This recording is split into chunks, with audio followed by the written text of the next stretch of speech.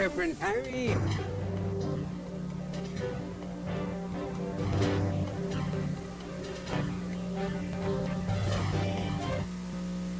I've missed you, but I've been praying for you, and now here I am in person, so to God be the glory. Amen? Thank you. Good afternoon, Honorable Madam President and Honorable Senators. I miss being with you, but I'm very happy to be back. I told somebody my eyes are better, so I can see you better. And even though I was not here, I was praying for you people. There is a church hymn that says, "Guide me, O thou great Jehovah." It's a song that I believe we are all familiar with. It's a song asking for God's guidance. And I do believe you will need God's guidance, direction, and wisdom as you start your debate this afternoon.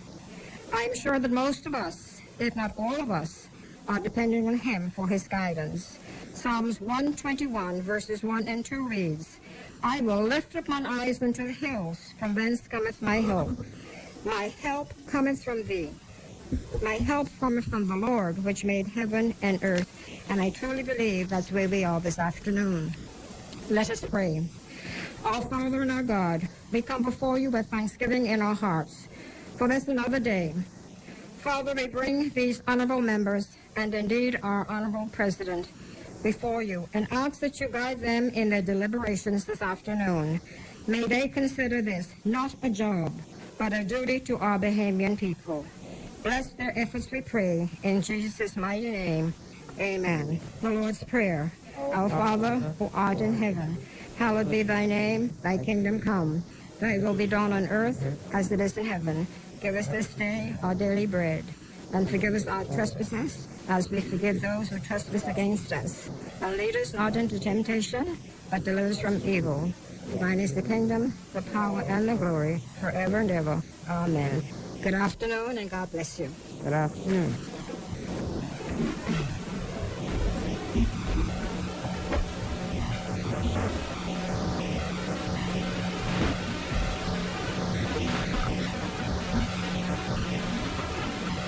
Honorable Senators, good to be back.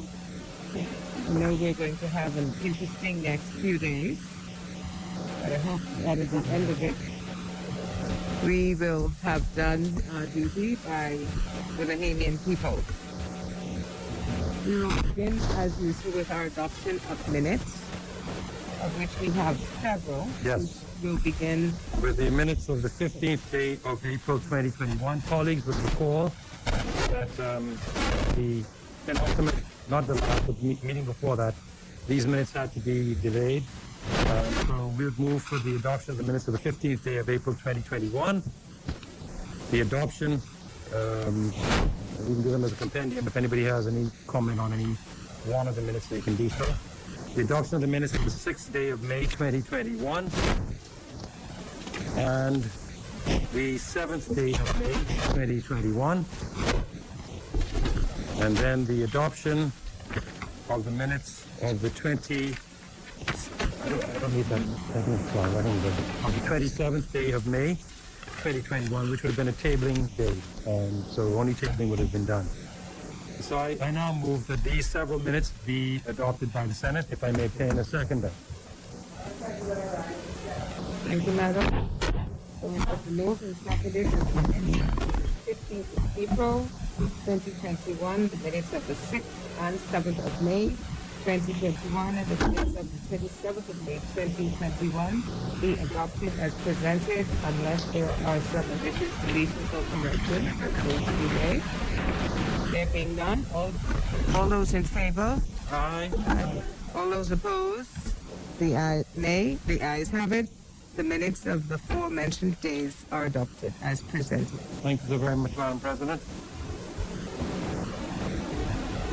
Motions for leave of absence, leave to resign, swearing in of new senators, communications by the President, messages from the Governor General, messages from the House of Assembly.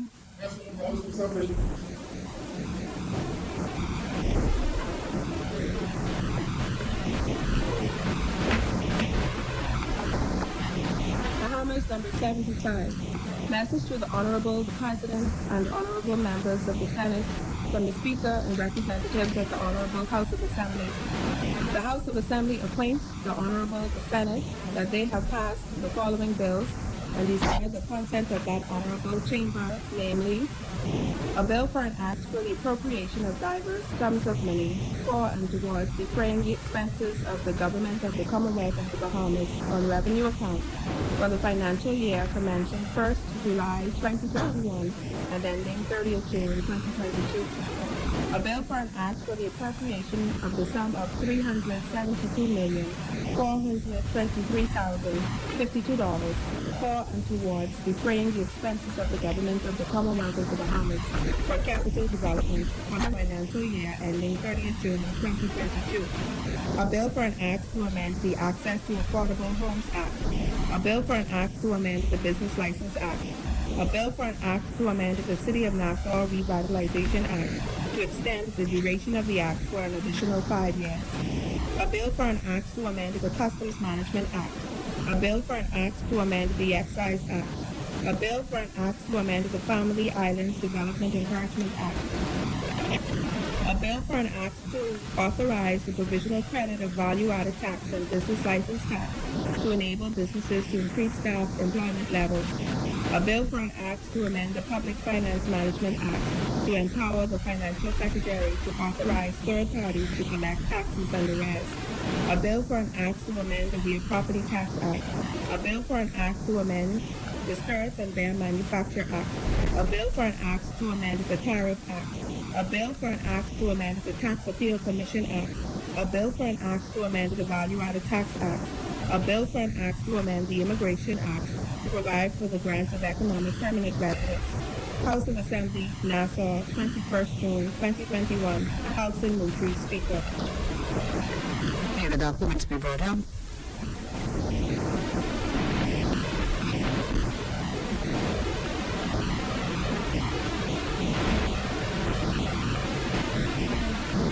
Documents do lie on the table.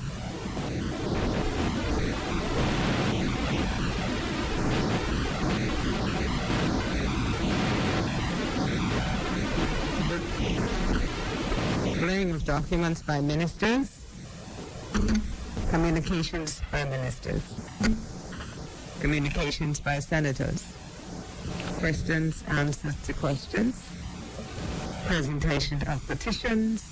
Appointment of select committees. Reports of committees. First reading of bills.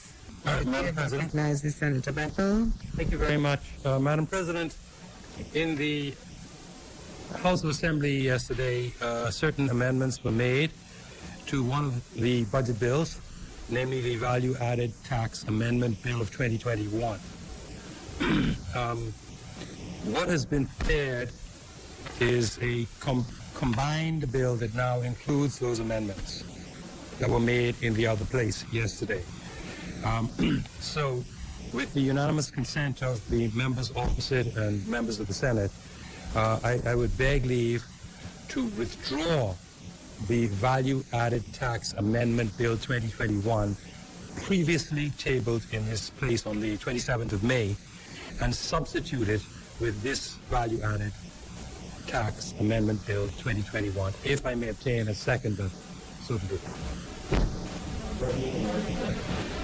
It has been moved and seconded that the original value-added tax bill that was presented in this place at its first reading now be substituted by the current value-added tax amendment bill, Which I will now sign.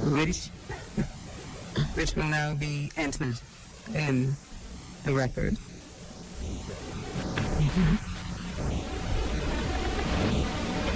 So it has been moved and seconded that the amendment bill be duly entered into the record. All those in favor, aye. Read it first time. Read it first time. Oh, we have to read it. Okay. Yes, read it. Yes, read it. Yeah, sorry. A bill for an act to amend the Value Added Tax Act. I move that the same bill be read a first time. Okay. Second, bill be read a first time. So, what's the question? Okay.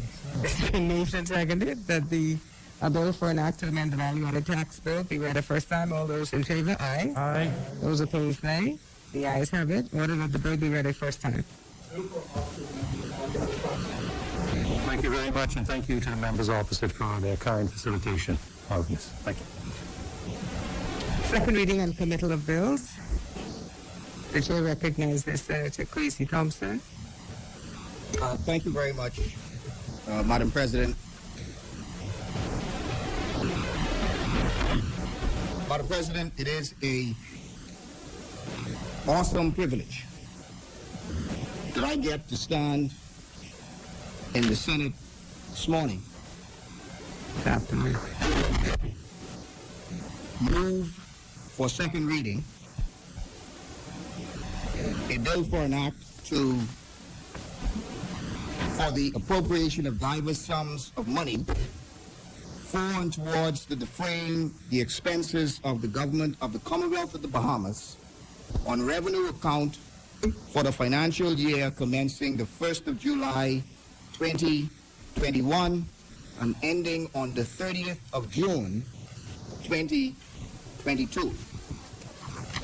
Madam President, as you are no doubt aware, this commences what we know as the budget debate. Correct. But there are a compendium of bills that will be moved for second reading as well. And I'll just read them so that the Senate is aware. The Appropriation Capital Development 2021-2022 Bill of 2021. The Access to Affordable Homes Amendment Bill 2021. The Business License Amendment Bill 2021. The City of Nassau Revitalization Amendment Bill 2021. The Customs Management Amendment Bill 2021. The Excise Amendment Bill 2021.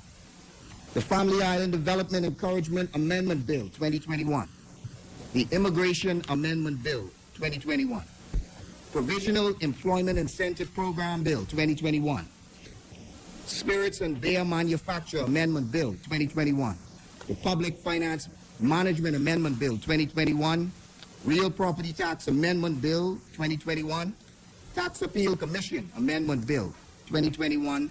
The Tariff Amendment Bill 2021 and the Value Added Tax Amendment Bill 2021. Sure. Madam President, I want to first of all give God thanks for me being able to stand and to lead off in this debate this morning. I acknowledge His presence in my life and say unequivocally that I can only stand here by His guidance and only stand here by His grace and His favor. And so I want to first of all give Him thanks. Madam President, before I start, I also see in the audience the Financial Secretary, Mr. Marlon Johnson. And I most certainly want to recognize him and the fine staff, the talented staff, the hard-working staff at the Ministry of Finance.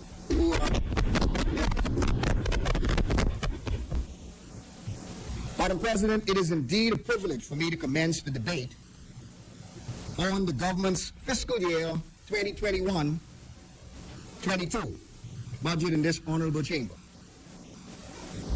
Just a few weeks ago, Prime Minister, the Most Honorable Dr. Hubert Minnis, tabled in the lower house two of the most important documents produced by this government. The 2021-22 fiscal year budget and the government's Accelerate Bahamas Recovery Plan, or the Accelerate Bahamas Plan as we call it. Madam President, as I contemplated how I was going to start this debate today, I could think of no other way than to start by using the word of God. Yes, yeah.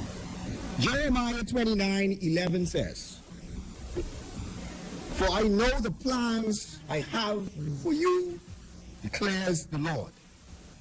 Plans to prosper you and not to harm you. Plans to give you a hope and a future." I am grateful that no matter the situation, God always inspires and gives us hope. But as leaders, we must always seek to inspire hope. Well, Madam President, this budget is all about hope. It is about hope for a better future. It is about hope for a better economy. It is about hope for a better Bahamas. And Madam President, make no mistake about it, I am optimistic about our future. Yes, the Bahamas has endured 2 back-to-back catastrophes, the magnitude of which have not been experienced in recent history. First, the natural disaster, and second, a global public health crisis. But you know, many, as a result of these 2 crises, many have suffered loss. It's the reality of the situation. Many have suffered financial loss. Many have suffered job loss.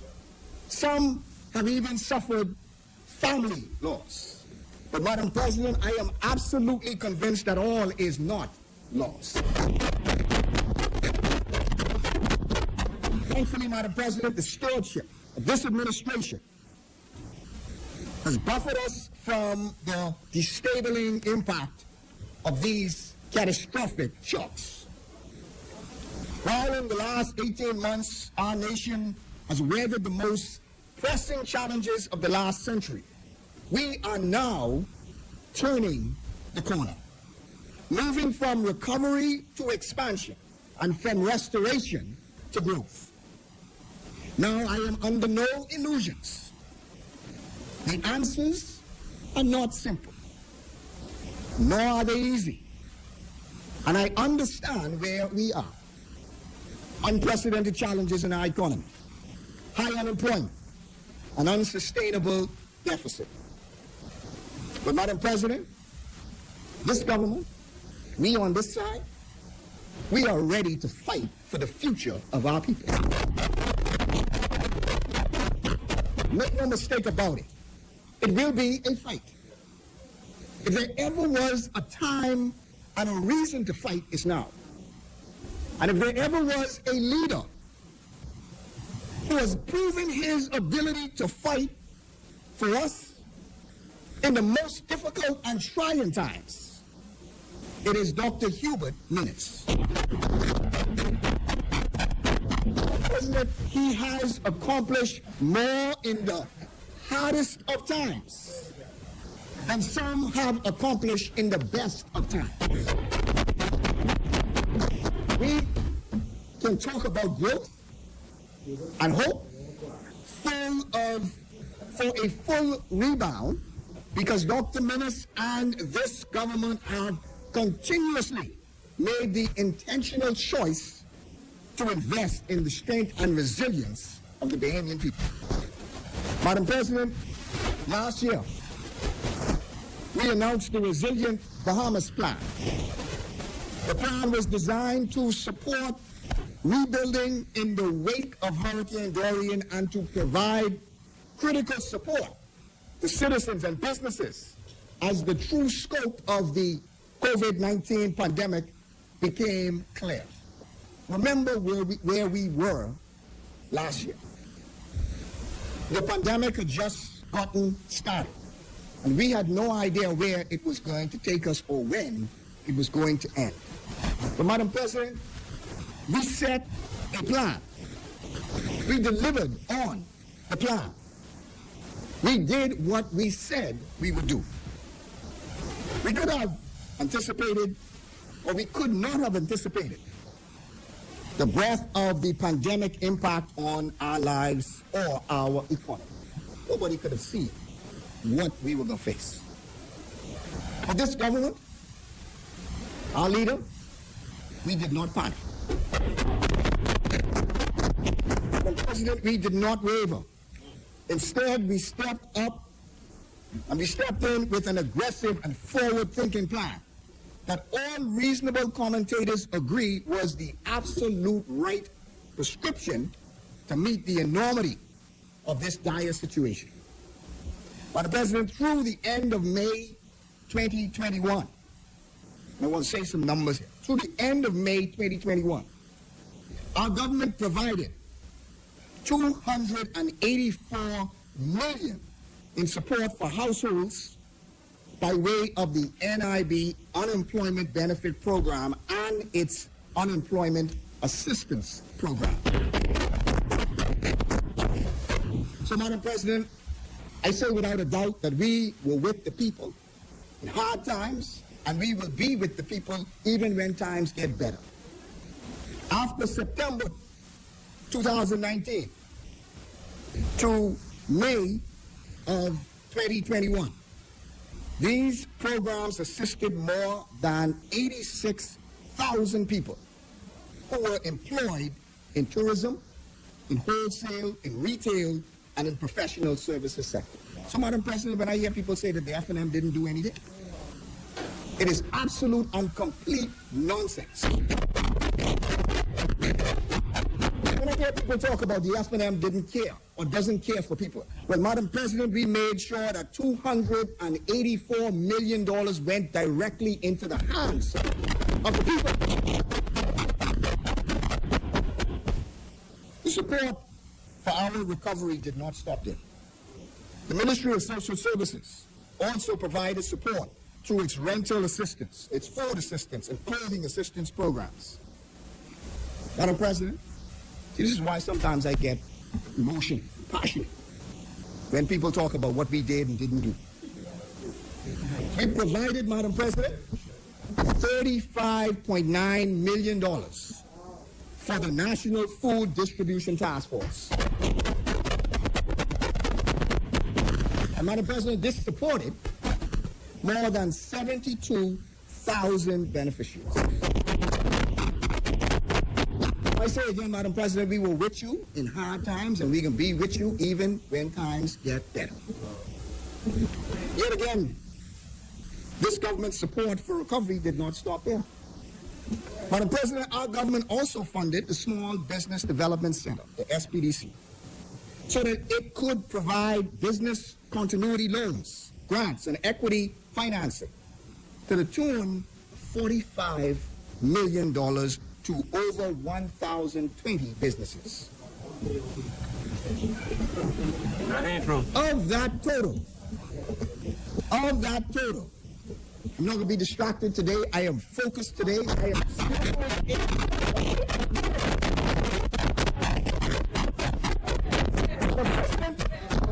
These are real businesses. These are real Bahamian employees who have been assisted by this government. Madam President, I can find one for you. I am reminded. I get it in for you. I am reminded of the Charlie's Philly steak or Philly cheesesteak franchise. I attended their opening. The Bethels, who own this franchise, a husband and wife, a very, very nice husband and wife combo. And I commended them, Madam President. You know why? Because they had a husband and wife team that partnered in this business. And then they also had their daughter, who was also a part of the opening. A wonderful Bahamian family. Madam President, they said that their business would not have been able to survive without the assistance of the Small Business Development Center. But because that funding was available, they were able to cover rent expenses, they were able to support their payroll, and they were able to settle some of the debts they had with vendors. Madam President, this is not rhetoric. This is real life.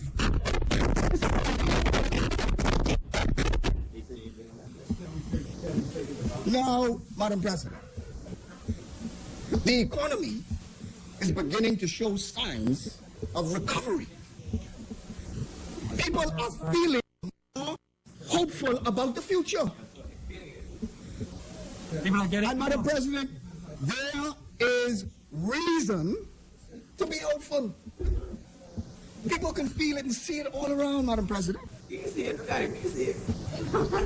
are moving from recovery mode to putting down the building blocks for sustainable growth.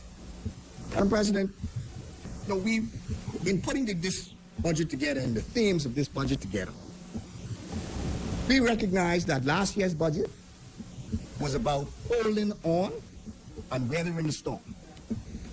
Last year's budget was about, absolutely, it was about surviving the pandemic. It was about providing as much support and assistance as we could because we were in the middle of the crisis. So it was about giving people what they need just to hold on, just to survive. But Madam President, we are now beginning to move out of this crisis. The vaccines are now here. We are now beginning to open up.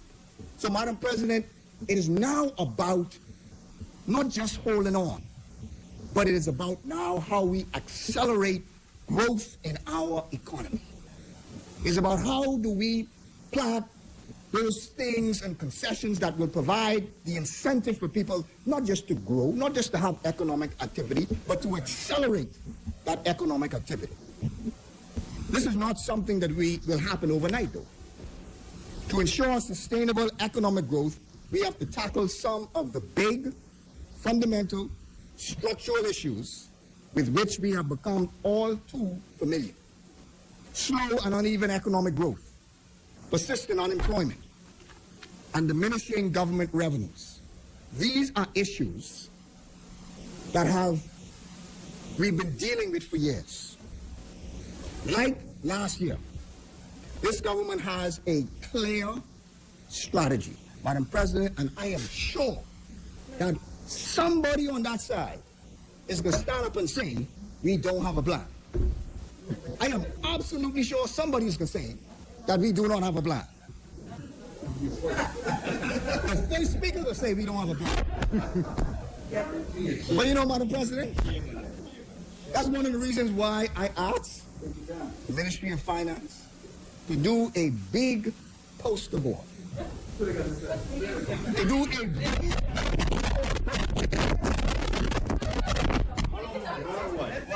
so that, Madam President, every time they say we don't have a plan, they're going to look square in the eye the plan that we have for them.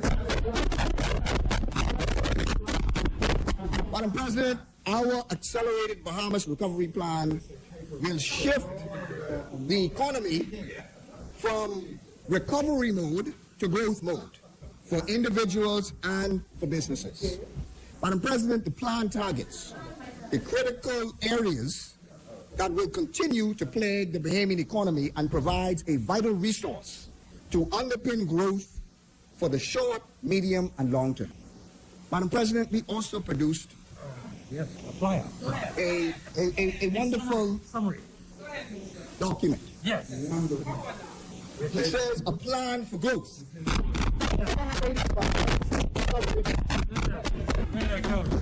And so, Madam President, not only will they see it on the poster board, but Madam President, I can make sure that each one of them have a copy.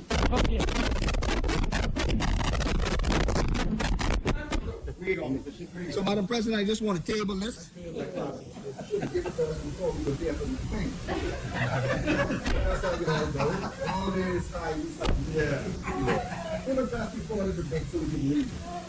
Madam President, I want to table this. I think I have some additional copies, but I'm just going to hold on to this one until after the end. But, Madam President, the first pillar of this plan is job creation. Right here. Job creation. And we have detailed arrangements, Madam President, plans and concessions and programs and projects that will focus on job creation. We know the situation that we are facing with respect to unemployment. So that's why, Madam President, we said we must, whatever it is that we do in this budget, we must focus on creating jobs for Bahamians. Small business development. Madam President, well, they are the engine of our economy. They are things that keep things going even in difficult times. And so, Madam President, we have to continue to support our small businesses. And then tourism development. It's our bread and butter. I know we're supposed to look at diversifying, and I know we are supposed to look at other industries, and all of that is true. But, Madam President, God has given us sun, sand, and sea, and it is still our biggest producer. So, Madam President, we must innovate. And we must continue to develop our tourism industry. Next, Madam President, you see public-private sector investment. Madam President, what that means is we must continue, Madam President, to focus on our public infrastructure. That's how we get the economy also moving. And, Madam President, we must also focus on private sector development. So it means, Madam President, we must focus on foreign direct investment. But not just foreign direct investment, and as you will see in this budget, we got to make sure that we take care of our domestic investment. We got to make sure that we take care of those Bahamians who want to get into business. And we have to make sure, Madam President, that we help those Bahamians and give them the same kind of concessions that we would ordinarily give to the foreign investor. Madam President, we must focus on healthcare improvements and vaccination. We must also focus on what is a passion of mine. We must focus on digitization and innovation. And so I will also target and speak to those. But, Madam President, one of the big things that we must focus on also,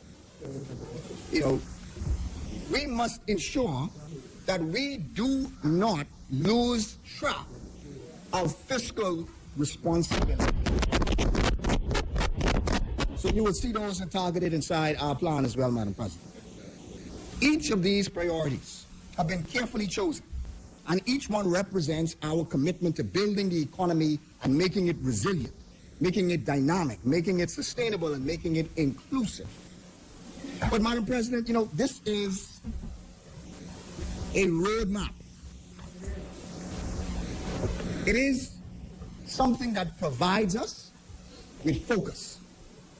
So that when we get into difficult situations and when we have to make decisions, we go back to the plan. We say, does it fit in those priorities? It gives us clear priorities, Madam President, when we are governing. This also sends a clear message. It sends a clear message to the people. Madam President, they can't tell me who we concentrating on and who we looking after. Madam President, I could tell them exactly what we focusing on. I could tell them exactly who we focusing on. We are focusing on our plan, Madam President, and we are focusing on the tenets of that plan. Madam President, the Prime Minister and my other colleagues in the lower house have detailed the extensive initiatives and measures that will make up the accelerated Bahamas recovery plan. We must, as I said, create jobs. We must support the private sector growth. And so we have allocated through a number of tax credit and tax deferral programs that will assist in this. These programs are designed to bolster and launch a new small business enterprises and the expansion of existing businesses, to drive an increase in employment opportunities. Our government will implement the government's employment incentive program. Madam President, this is a program, and people are already getting excited by this program. It is a program that will allow businesses to claim VAT credits up to $400 a week for up to 10 new employees.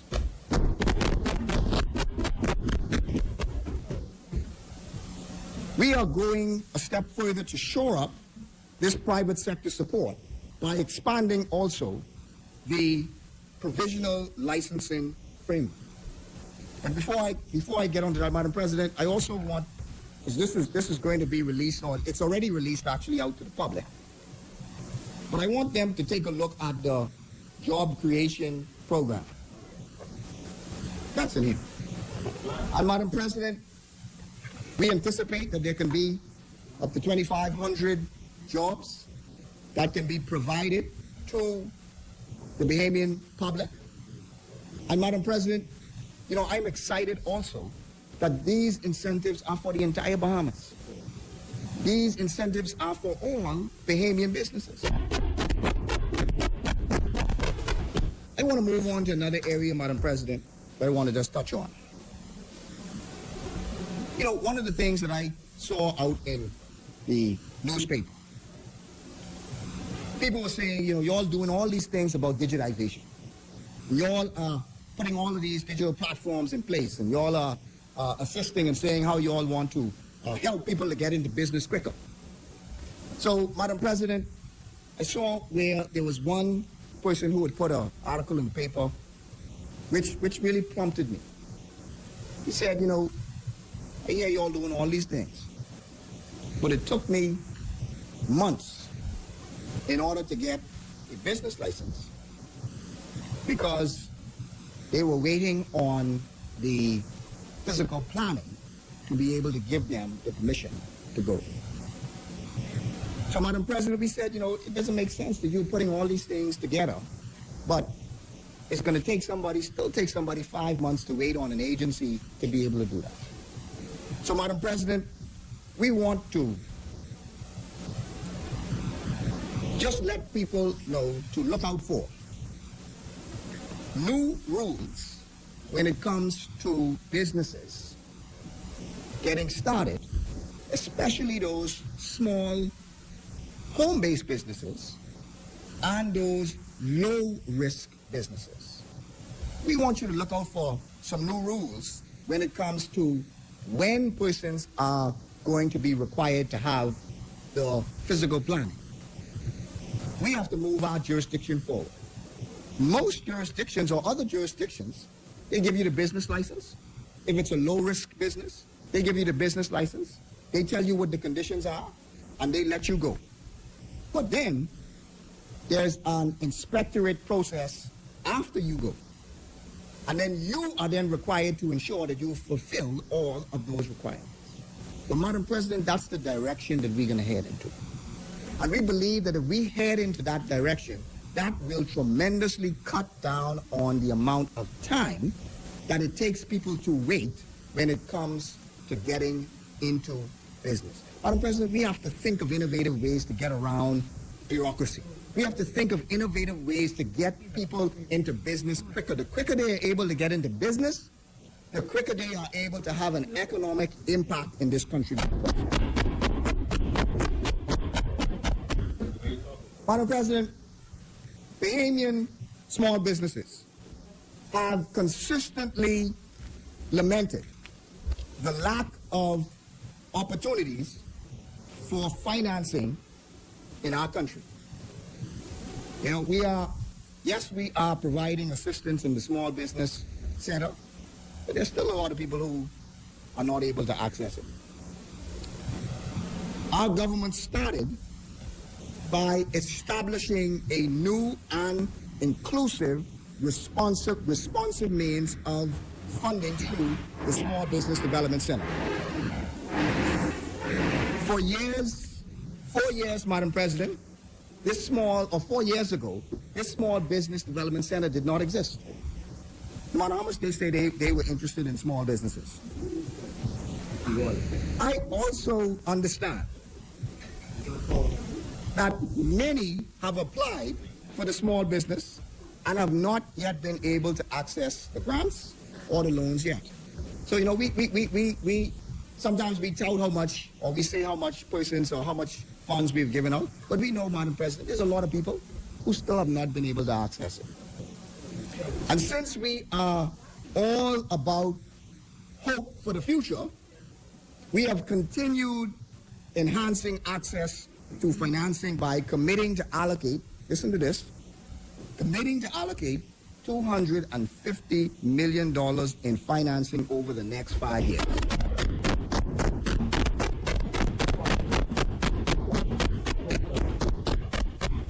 With, Madam President, $30 million for small business support in this budget here today.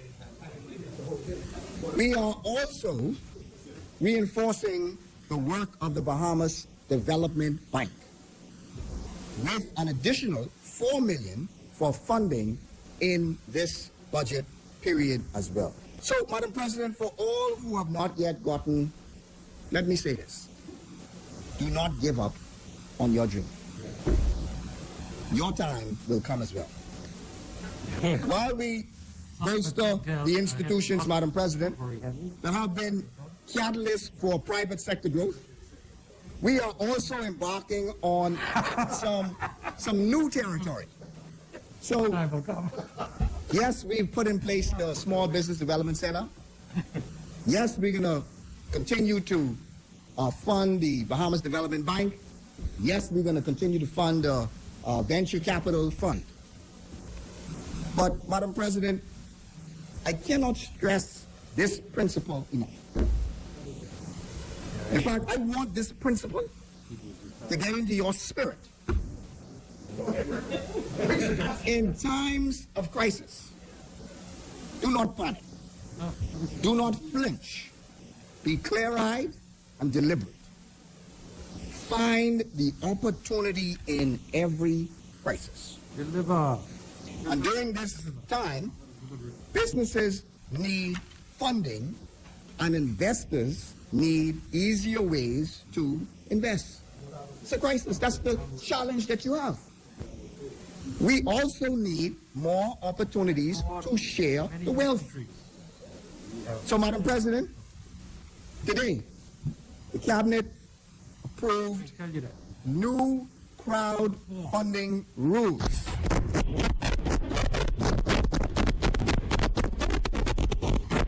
That we expect will be tabled and will be gazetted and will be forwarded out to the public very shortly. This type of financing vehicle will also provide another option for Bahamian entrepreneurs to obtain capital via a diverse pool of investors. Additionally, it also provides Bahamians an opportunity to diversify its investment or their investment portfolio by obtaining ownership in these small businesses. Bahamians can now invest in small startup businesses that will otherwise be unable to access funding through traditional commercial banking route. Primarily, these crowdfunding rules allow for entrepreneurs and small businesses to use technology and digital platforms to raise the necessary funding up to $5 million from general investor public to start or expand their business. What does this mean? Madam President, it means that small businesses who are incorporated companies under the Companies Act, because you still have to have some jurisdiction. So these companies who are under the Companies Act, those who may be small, and I believe they define small as under 1.5 million turnover, they will be in a simpler process, be able to apply to websites, and these websites will be regulated, and digital platforms which will be regulated by the Securities Commission. And it is a similar function to the GoFundMe accounts. So as easy as someone can go and put out a GoFundMe account, but in this case it will be a regulated digital platform with proper rules, but they will be able to put their business out, put a business to give their information about what the business is about, and then they are able to receive equity funding from persons throughout the Bahamas, but not just throughout the Bahamas, also internationally. And this, Madam President, one of the rules is that the funds, while there may be funds that come internationally, the funds that are received by the Bahamian business will be in Bahamian dollars. And you will see these articulated in the rules. But Madam President, this is an innovative way to get additional funding to small businesses. This also means that startups can now target crowdfunding by investors that have a passion for the type of industry or sector they are entering in. So farmers can now target crowd funds that wish to specifically support agriculture or agrotech businesses. Crypto and other fintech companies can access funding from investors who are specifically interested in funding tech startups. The Bahamas will now join its regional counterparts, Jamaica, Barbados, Trinidad, St. Lucia, as nations who have crowdfunding legislation. Madam President, I want to talk about revenue. You know, a lot has been said about the revenue numbers in our budget. The success of our Accelerate Bahamas hinges in part on the increase in the government revenues as we reduce the need for the most severe restrictions required to curb the spread of COVID-19. Some have raised concerns about this budget's revenue projections. However, I intend to lay these concerns to rest. Already, Madam President, with the opening of the economy in November of 2020, the country has experienced higher than expected or projected growth in revenue inflows from main tax categories such as VAT, customs, and border taxes. In fact, revenue for the 5 months ending November 2020 totaled only $530 million. This was a contraction of 42%. So those first 5 months were some hard 5 months. Compared also to the previous period, it was contraction of 42.4% compared to the same period in the prior year. But if we look at the revenue for the last 6 months, the period of December 2020 to May of 2021, preliminary data places revenue ahead of budget projections by 13.5% or $126 million. Revenue collection for the 6 months ending May of 2021 is also ahead of actual revenue for the same period in the prior year by some $5.4 million. Obviously, we do not expect revenue inflows to compare to the pre-Dorian or pre-COVID levels. But as I have said, Madam President, we are trending in the right direction and well on track to meeting this fiscal year's revenue estimates. The momentum is building. The economy is on a good path and the Bahamas is coming back.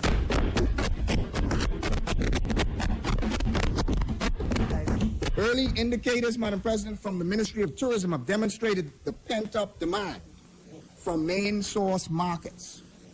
It has begun to bear fruits with the opening of the borders and the success of local and international vaccine strategies.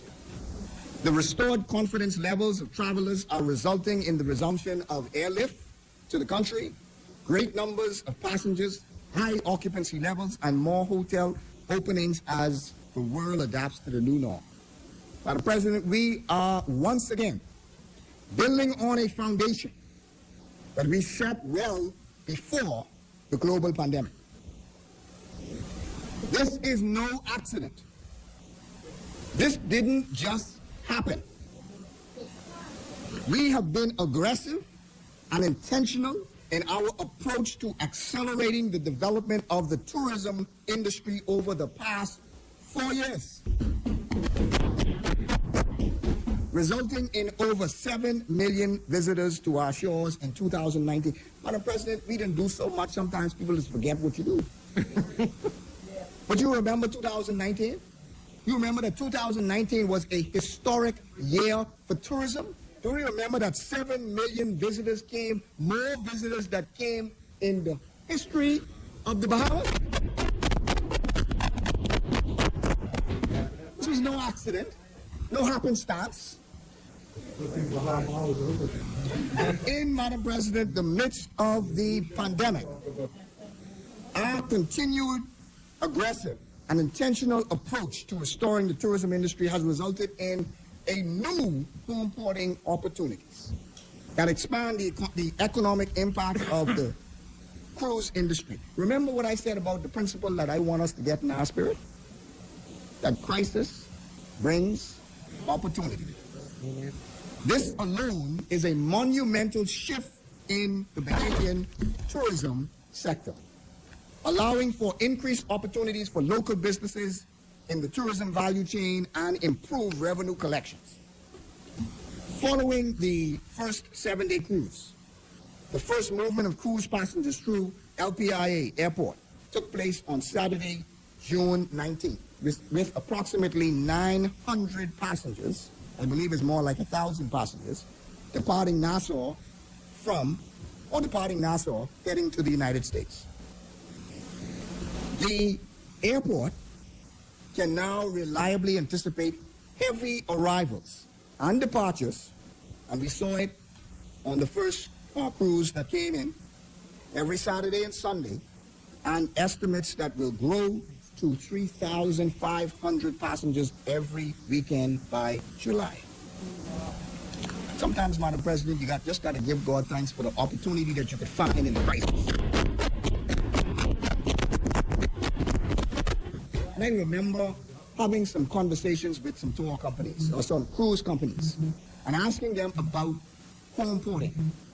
And this was before the pandemic and before Hurricane Dorian. And Madam President, you know, that was not even in their contemplation that the Bahamas was going to be a part of a home porting situation, Madam President. But Madam President, as I said, there is opportunity in crisis. Despite the naysayers, a close look at the revenue projections show that we are not passively relying on tourism rebound or general economic growth. We have identified also new streams of revenue to capture. So one of these new streams in revenue is from the vacation home rental market through providers such as Airbnb. Based on the data, we already see the potential for the development of this sector in enhancing our tourism product. We estimate that the tax potential of this sector is in excess of $30 million per year. It is for this reason that during the budget debate, the Prime Minister announced our government's intent to support Bahamians who wish to enter this market with a $2 million allocation for funding via the Small Business Development Center. Madam President, you know, I have now started to visit people and visit households. It just so happened it's in the East Grand Bahama area.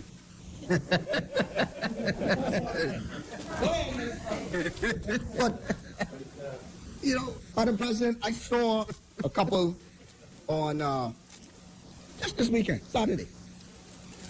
And Madam President, He called me into his house and he said, I want to hear more about this Airbnb thing that the Prime Minister talked about. And he walked me through the house.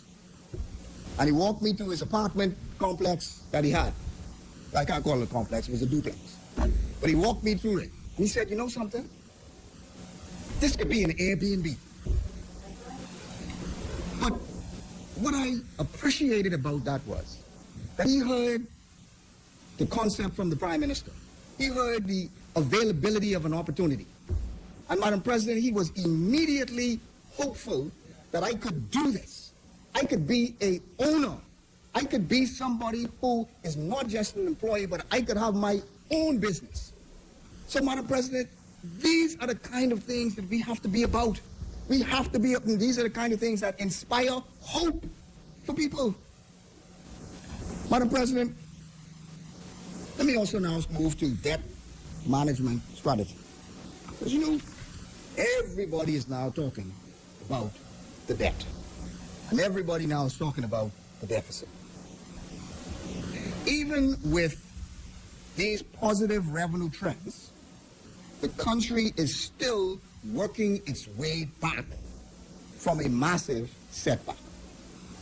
And to sustain targeted social support and invest in economic growth, we will have to borrow. It is a reality. So when people go out there and say, well, why they borrowing? Why they doing this? Why they doing that? Well, Madam President, that's the reality. The reality is because of the crisis, because of Hurricane Dorian, because of the pandemic, your revenue is down and your expenses are up. So, Madam President, as a result of that, you have to borrow. We know where we are in terms of the current levels of debt. Unfortunately, we could not survive the aftermath of Hurricane Dorian and the global pandemic without accessing debt financing. And so, yes, we borrowed. We borrowed to focus on supporting the people. We borrowed to focus on supporting families. And we borrowed to focus on supporting communities most impacted by Hurricane Dorian and most impacted by COVID. To disburse the desired level of assistance required us to make some hard decisions. They were not easy decisions to make, Madam President, I could tell you. We could have chosen to only provide basic or minimal assistance to households and businesses, and the healthcare sector, and to maintain pre-crisis level debt. We could have said that. We could have said, no matter the situation, I only gonna spend what I used to spend. I ain't gonna worry about the food assistance, and I ain't gonna worry about the unemployment assistance. You're gonna only get what you used to get, and we ain't giving you no more. We could have said that. Or we could have chosen to temporarily deviate from our debt plan to provide crisis time levels of support to keep Bahamians afloat. We chose the latter. And you know what? You know what? This was the right decision to make.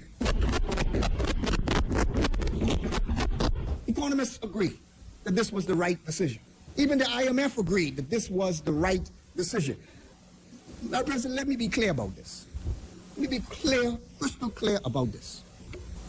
We knew that providing adequate support would increase our national debt over a short-term period. We knew that. But we knew that it was a worthy sacrifice to take care of the Bahamian people in the midst of the crisis. Madam President, it was worth it to save the thousands of businesses. It was worth it to feed the thousands of households. It was worth it to put money directly in the hands of those who lost their jobs. Madam President, it was worth it.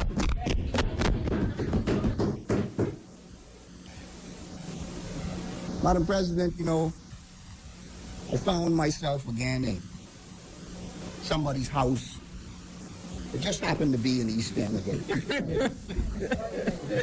It just happened to be in East Grand Bahama again. And Madam President, I visited this house that had two taxi drivers, a husband and a wife. And you know, Madam President, in Grand Bahama, it's been difficult for taxi drivers. It's been hard. And Madam President, they told me, sat me down, and they said, Mr. Thompson, we are only surviving on the unemployment assistance that you all have given through the NIV Unemployment Assistance Program. But, Madam President, that touched me because they want to work. They want to get back to work. But they were thankful and they were grateful that they are being assisted through this difficult time with the unemployment assistance. Again, Madam President, real people, real life. It's not rhetoric, but it is a real life. Despite this departure, though, from our original fiscal targets, debt management and debt sustainability remain our central tenets. We did not abandon our debt targets. We simply chose to responsibly delay the achievement of our debt reduction timelines.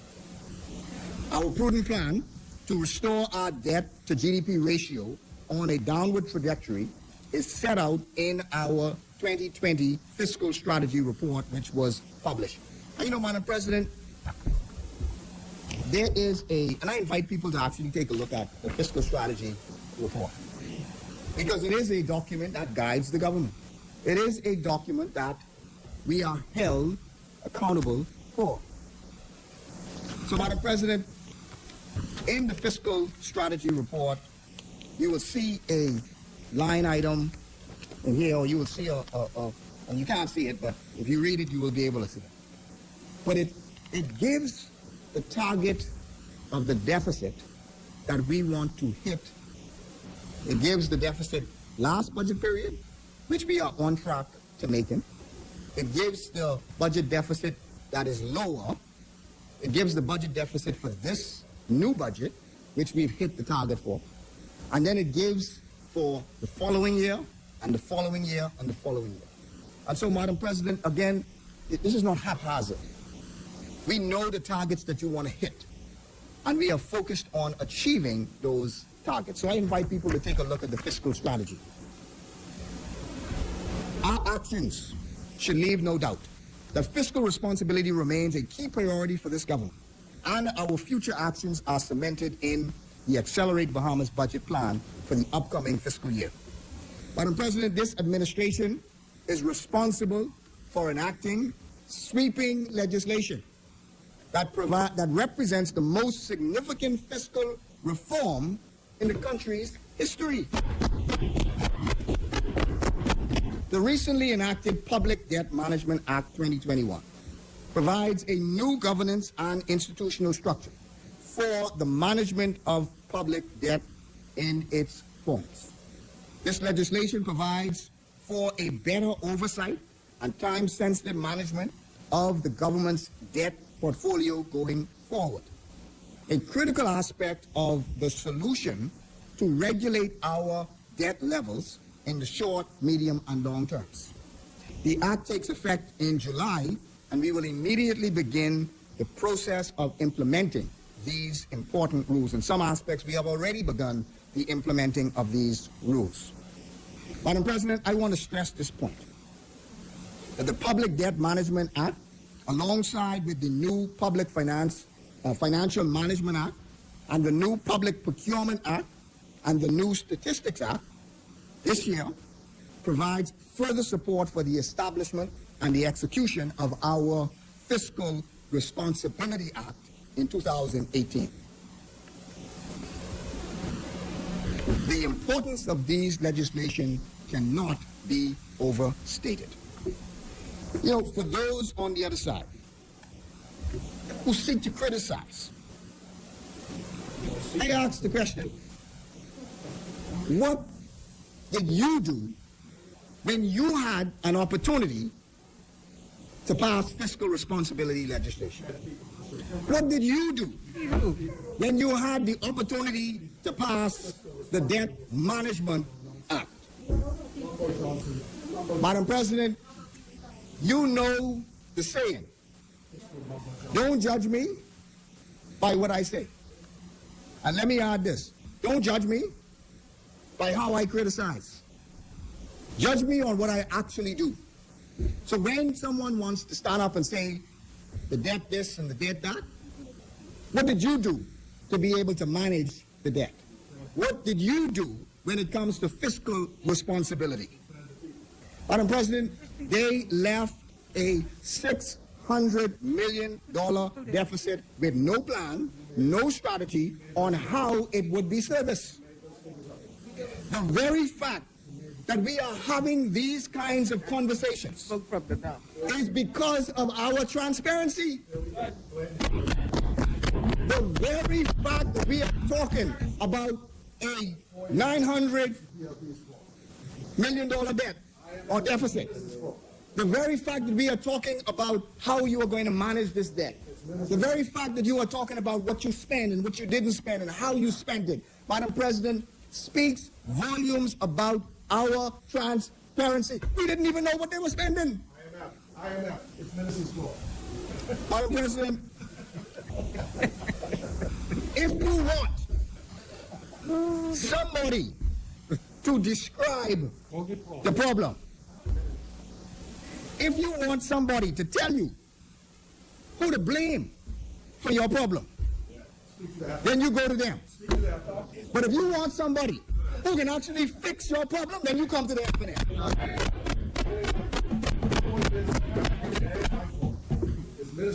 Madam President, what are you talking? They're talking loud. They're talking loud, boy. Oh, they're getting loud. They're getting loud. Madam President, no one forced us to enact these pieces of legislation. We took it upon ourselves to not only identify the deficiencies in our current public financial management system, but we actively sought to remedy the deficiencies. But Madam President, this is what good governance does. This is what good governance is about. It is about recognizing where your challenges are, recognizing where your deficiencies are, and actually doing something about it. Even if it is difficult for you, even if it's a change in position for you, but Madam President, it may be a change in position for you, but it is for the betterment of the Bahamian public. Madam President, you don't have to take my word for it. The path we have taken has been hailed by Caribbean economist Mala Dukaran, who recently stated in her review of the annual budget that the government's commitment to fiscal responsibility articulated in the Accelerate Bahamas budget plan, what she said was that it was commendable and unique. She said that she was not aware of any independent country in the Caribbean which has legislated and implemented any such fiscal responsibility framework, fiscal rules, without the commitment, oh my goodness, without the commitment to do so under an IMF-supported program. In her assessment, Madam President, is a testament to their capability, to their political will, and ability to access assistance from external parties including the multilateral lending institutions, most recently the World Bank. This is not coming from us. This is not anyone who is seeking any accommodation from this administration. This is an assessment from an expert with no proverbial horse in the race. Again, Madam President, these results did not come by chance. As part of our debt management strategy, first we have been strategic about the kind of debt that we have taken on and the avenues we use to fulfill these obligations. Madam President, not all debt is created equal. We have a well-established profile with the international financial agencies, and we have been able to leverage this profile to secure concessionary terms on rates for this lending, unlike if we were to simply rely on the open market for our financing needs. Even rating agencies view debt from international agencies differently from the mainstream banking institutions because of the positive development impacts associated with such borrowing. This is why we have given more priority to the management of these relationships, creating dedicated units in the Ministry of Finance, such as the International Financial Institutions Unit, and soon to come, the Debt Management Office, to guide and support the borrowing strategies and the subsequent portfolio management of the loan instruments. Madam President, I invite people to just take a look at the Debt Management Act. It gives you what we need when it comes to managing our debt. It puts in place a committee. It puts in place a debt management office. It brings together all of the relevant parties, and it clearly articulates what they are responsible for and how they are to manage it. Secondly, Madam President, to prepare for the eventual repayment of these loans, the government has opted to use sinking funds. Sinking funds allow the government to set money aside in a dedicated account to pay debt obligations once they become due. Madam President, we also understand and acknowledge the work of the fiscal reform and tax reform, because again, we hear a lot about tax reform. So we appreciate that this unprecedented crisis has caused a significant diversion in our path to fiscal consolidation. It has caused our debt levels to move temporarily higher than we had planned. We always remind the other side that despite their noise, it is this administration that made the tough decision to set aside political expediency and take the steps to reduce the deficit early in our time. As we were then, we remain today. We do not shy away or sugarcoat the reality of the situation, but neither do we embrace the negativity or the cynicism of those who try to portray the country as though that we are on the brink of some financial collapse. I don't accept that one bit. Our resilient Bahamas plan laid out and executed a strategy that has kept the government solvent, that has allowed for hundreds of millions of dollars in direct support to Bahamians, and that has ensured that our Bahamian dollar has remained as strong as it has ever been. Because we confront the gravity of the situation with resolve and resilience, we have indicated that this administration will continue on tax reform efforts, as was recommended by the Economic Recovery Committee. We have accepted their position that tax reform must continue and that we must improve our framework to move forward towards a more fair and a more equitable taxation across the country. We also agreed with the ERC that any further significant reform should be preceded by an in-depth empirical assessment regarding the efficiency of tax systems and the relative burdens of taxation in the country.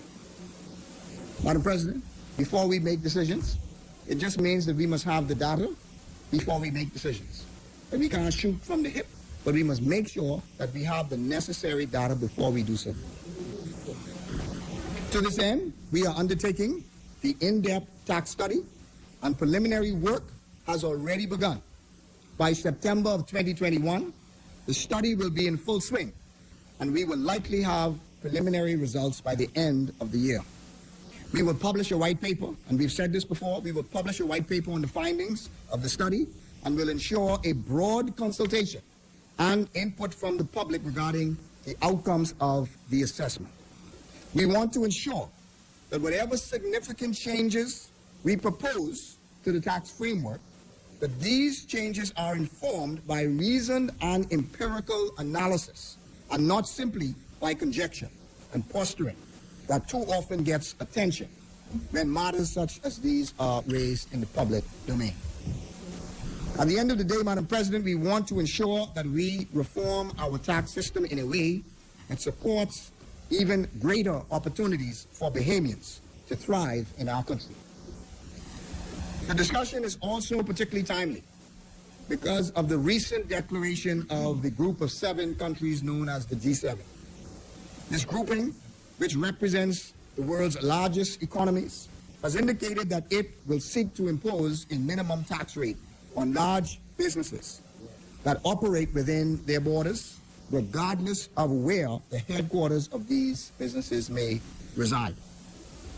They have indicated that they will not permit these businesses to book the entirety of their profits in so-called low-tax jurisdictions. This administration has gone on record to assert the sovereign right of the Bahamas to maintain a tax system that is best suited for the current and future needs of the Bahamas. Indeed, the Bahamas has representation at the table where these discussions are taking place. We continue to work with other similar established and credible international financial centers to remind the international community that we have been and continue to meet all conventions and treaties to which we are signatories. We are a well-regulated jurisdiction, and we consistently operate within the parameters of all arrangements to identify and address persons who would attempt to use our jurisdiction to evade legal obligations anywhere. That said, we recognize that as the G7 seeks to make further changes to the global tax architecture, we cannot sit idly on the sidelines. We are participants in a global environment. We embrace the notion that even in the midst of changes, there are always opportunities. This is the approach I believe we must take. While change may be coming, we must be ready to embrace the new opportunities. We have already begun the dialogue with the financial services sector to gain an understanding of how the proposed new global tax protocols may impact their business. At the same time, as we contemplate tax reform, we are going to work with stakeholders to determine how best to position the changes in the global landscape to adjust our tax systems and the portfolio of products on offer by our international financial institutions to ensure that we create more opportunities here in the Bahamas.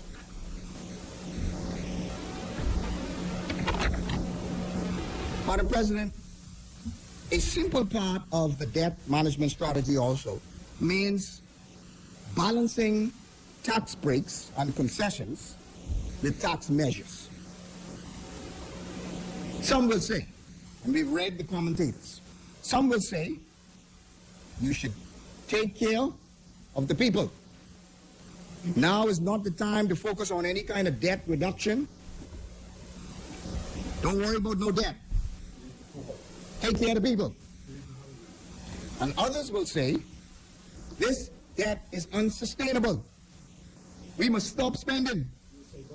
And tax breaks, or even, some even say, well, you got to look at raising taxes in order to reduce the debt level. Well, Madam President, this budget strikes the necessary balance. It provides very targeted and focused tax breaks and concessions that are principally geared on accelerating the pace of economic activity and recovery. Most importantly, the tax breaks and concessions are paid for by the incremental tax measures outlined in the budget. We made the deliberate decision that the concessions would have to be matched by corresponding revenue gains to pay for them. Madam President, I want to now talk about Grand Bahama real quick. There is no full recovery of the Bahamas until there is a full recovery of Grand Bahama. The success of Grand Bahama means the success for us all. There are a number of developments that are already moving ahead, initiated by this government and under this government, that will help Grand Bahama to continue to rise. Madam President, I have never been more optimistic and hopeful about the future of Grand Bahama than I am today. So, Madam President, first of all, you heard the Prime Minister's announcement about the Grand Bahama shipyard's historic expansion. And Madam President, I got to tell you how important this is. This is so significant that it will be able, the Grand Bahama shipyard will be able to take and repair the largest ships in the world. And Madam President, not only will it take the largest ships in the world, but you will have thousands of additional opportunities and spin-off businesses and employees, Bahamian employees at the Grand Bahama shipyard. So, Madam President, prior to the passage of the, don't worry about that rhetoric, man. That's what they want you to believe. The reality, Madam President, is that the Grand Bahama shipyard and the opportunity that will be provided by the Grand Bahama shipyard will help thousands of Bahamians residing in Grand Bahama. You know, I didn't mean to say this, but I got to say this. I made a note of it to say this. And you know, Madam President, I saw I won't even call the name, but I saw a release that was out there, and it said that, you know, the Minister administration didn't do anything for Grand Bahama, which was, I mean, Madam President, it was honestly in my mind the most, in any event, it was completely inaccurate. No, I won't say that. I won't say that. It was foolishness.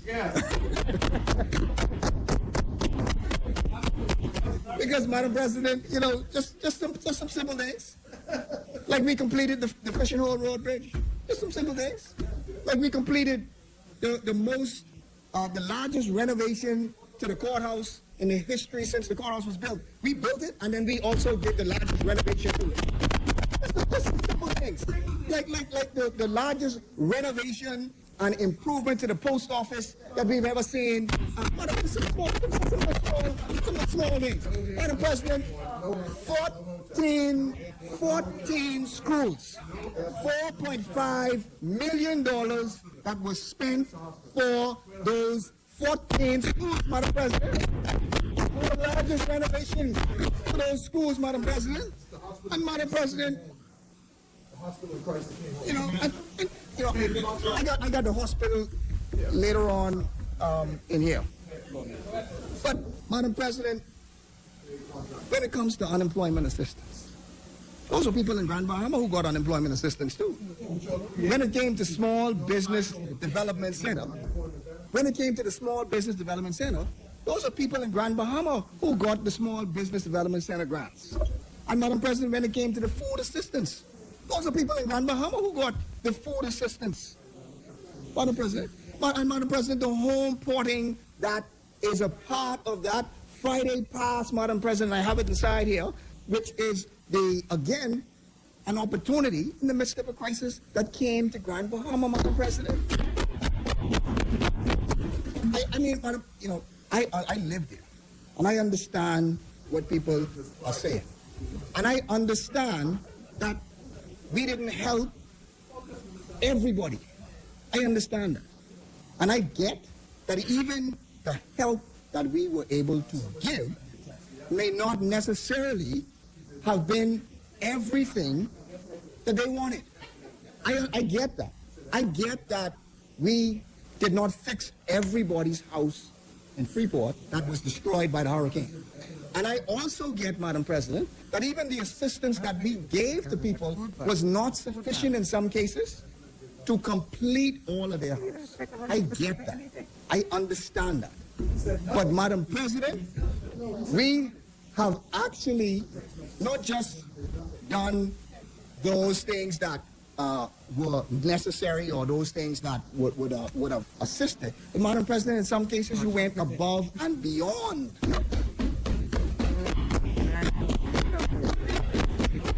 But, Madam President, let me move on. I don't want to stay focused to get through. But, Madam President, this government, Madam President, prior to the passage of Hurricane Dorian, that's a strategy, but that's okay. I'm going to stay focused. This government, Madam President, executed the heads of agreement with Carnival Cruise Line for the development of the $100 million cruise port. Madam President, it was this government also that signed the agreement for the sale of the Grand Lucayan in anticipation of the $200 million hotel and the cruise port project in the joint venture with Royal Caribbean Cruise Line and the ITM Group. While both these projects have been delayed because of COVID, I am pleased to say that we are nearing an end to this transaction and we'll have more to say in a few weeks. Madam President, Russell Benford of Royal Caribbean, and I stress this did not come from the government. He stated at the launch of the RCL home porting ceremony in Grand Bahama that their investment will be in the hundreds of millions on Grand Bahama and will boost the Bahamian economy over the next 25 years and beyond. He said there will be 250 additional ship visits to Freeport and more than 1.5 million additional cruise passengers annually. Hundreds of new jobs for Bahamians annually during the 6-year development phase and thousands more annually once in operation. Senator Jasmine. Again, it doesn't stop there. Royal Caribbean has launched home porting cruises, which not only stop in Grand Bahama, but also provision its ships in Grand Bahama.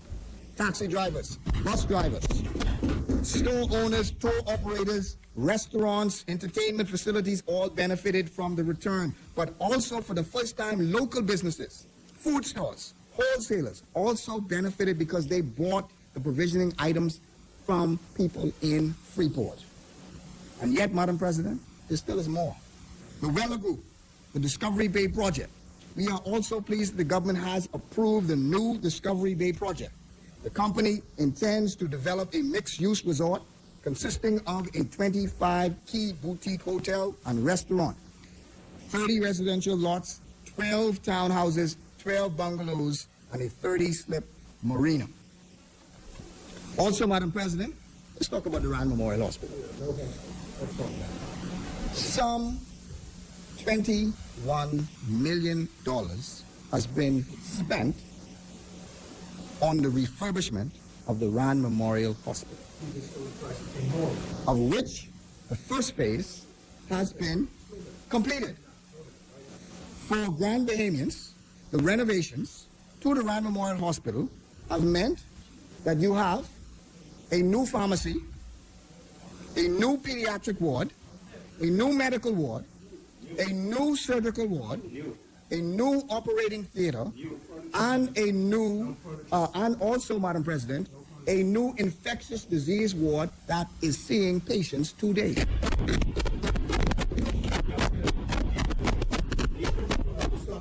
Madam President, additionally, Madam President, Madam President, it reminded me of somebody at a rally, and every couple of minutes they say, I get a text from somebody from someplace, not knowing that they were texting themselves. But Madam President, additionally, 19 million has been allocated to construct a new 4-story level addition in the inpatients and care at the Rand Memorial Hospital, Madam President. The Public Hospital Authority has been granted cabinet approval to engage an architectural firm to develop detailed architectural and engineering plans for a new climate resilient hospital and clinic facility. But not only that, Madam President, it has also been completed. The McLeanstown Clinic has been completed. The High Rock Clinic has also been completed and is just about ready to be open. The administrative building in McLeanstown has been completed. The agriculture building downtown has also been completed as well. Madam President, the government, Madam President, the government came to an agreement with Hutchison to purchase the Grand Bahama Airport for $1, plus the assumption of a portion of the staff-related costs. Madam President, we said we were going to buy the airport, and we did exactly as we said. The acquisition was completed earlier this month. The government now has full responsibility through the Airport Authority. A special purpose vehicle will be has been created to operate and to redevelop the airport, as was done with the Lynden Pinland International Airport. The government has stressed the priority of the Grand Bahamas Airport, and that it has to be rebuilt. We look forward to the upcoming PPP process that will engage with the private sector capability and capacity and efficiency to seek competitive redevelopment proposals that deliver value for money to the Bahamas. I also just got notice that the government will also be holding an industry forum this month to meet with persons who are interested in submitting proposals for the Grand Bahama Airport and for other Family Island airports. Still more, Madam President, Grand Bahamians can expect a boost to both the medical tourism and opportunities for tertiary education. The Western Atlantic University School of Medicine is a medical university that intends to operate a school of medicine on the island of Grand Bahama, granting to students who complete their degrees a doctorate of medicine. Madam President, construction has already begun, and they anticipate to complete their construction by December of this year in order to receive students in January of next year. Madam President, there are people who see and who have confidence in the economy of Grand Bahama. So we see even Doctors Hospital has announced their new hospital project in Grand Bahama. Doctors Hospital has announced plans to commence this year a new private hospital in partnership with Cleveland Clinic. And Madam President, we will also start this year. There is funds in the budget to construct the East End School that will replace those schools in East Grand Bahama that were devastated by the storm. We also have in this year's budget, Madam President, the East End Microgrid Project, so that those communities in East Grand Bahama will be able to have constructed microgrids in each of those settlements. So that, Madam President, if one settlement has a challenge because of a storm or some issue, that you now have microgrids, Madam President, renewable energy microgrids, so that, Madam President, it will be more resilient, more efficient, and, Madam President, taking us to the future. Not only that, But we have already installed, Madam President, throughout the settlements of East Grand Bahama, we have already installed solar streetlights already in East Grand Bahama. Madam President, McLeanstown Housing Project, again, in East Grand Bahama. You know, one of the things that the former administration did do was to subdivide the McLeanstown housing subdivision. However, we were the ones who completed the infrastructure and put the infrastructure in. And Madam President, this project, which will be designed after the Prime Minister's housing project in the Providence and in Carmichael, where the suggested prices of these lots are between $20,000 and $10,000. But Madam President, the government has decided that because of the challenges that East Grand Bahama community has faced, that they will slash these costs in half. So Madam President, in some cases, persons will be able to get a lot, a crown land lot, in some cases for $10,000, and in some cases as low as $6,000, Madam President. But not only that, you will also be able, Madam President, to build on that lot duty-free. So the same concessions, Madam President, that those persons in New Providence would have received, the same concessions in East Grand Bahama, those persons will also be able to receive, Madam President. Madam President, also, and I will go through very quickly the digital transformation, and will then end on that, Madam President. But Madam President, very quickly with the digital transformation, the government has been entirely focused and zeroed in on our digital transformation initiatives. Madam President, we've seen the launch of the My Gateway project. And Madam President, I'm proud of the My Gateway project. I'm proud of the My Gateway project. You know, would you believe, Madam President, that persons from other Caribbean countries have set up meetings to talk to the designers of the My Gateway project, to ask, how did you design it? How is it working?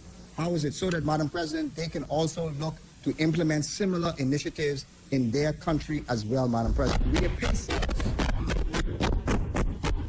But, Madam President, right now you have over 8,000 persons who have signed up for users of the My Gateway.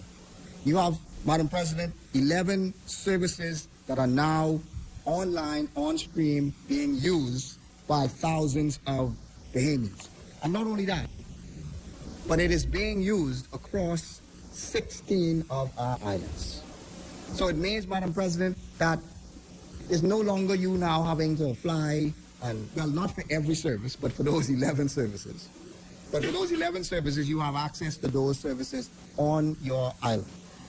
So, Madam President, we've seen things like the driver's license renewal process. We've seen things like the post office box renewal. We've seen the police certificate. So we've had 1,400 Bahamians have renewed their driver's license online. And we've seen more than 600 who've requested and gotten their police certificates online. Madam President, here is a quote of what someone said who used the cashless initiative at the road traffic inspection site. One citizen commented on social media, "I arrived 20 minutes before my appointment time. I was served immediately. The entire process took me less than 20 minutes, in and out. The entire team at Road Traffic must be commended for putting in place the tools and the resources to ensure that we are able to do business easily and stress-free in this country, Madam President." Madam President, hundreds of others are experiencing the same seamless experience. This FNM-led administration is committed to advancing a digital transformation agenda. And so, Madam President, we are enhancing our cybersecurity. So we are working with the ITU, which is the technology arm of the United Nations, and partnering with them in order for us to put in place a CERT, which is the Cybersecurity Response Emergency Response Team. Madam President, we are also working together with stakeholders to design a national identity program, a digital national identity program, Madam President, so that we can begin to replace using and continuing to use these plastic cards and so on, Madam President, moving us into the 21st century, Madam President. Madam President, also, and this one I wanted to mention, we are building the workforce of the future and being mindful of the need to prepare the next generation to be competitive in a global marketplace. This administration continues to provide free education at BTBI and University of the Bahamas to ensure we have a cadre of well-trained technicians in the future. Madam President, that's one thing that this F&M government has also done, provided free university and free BTBI.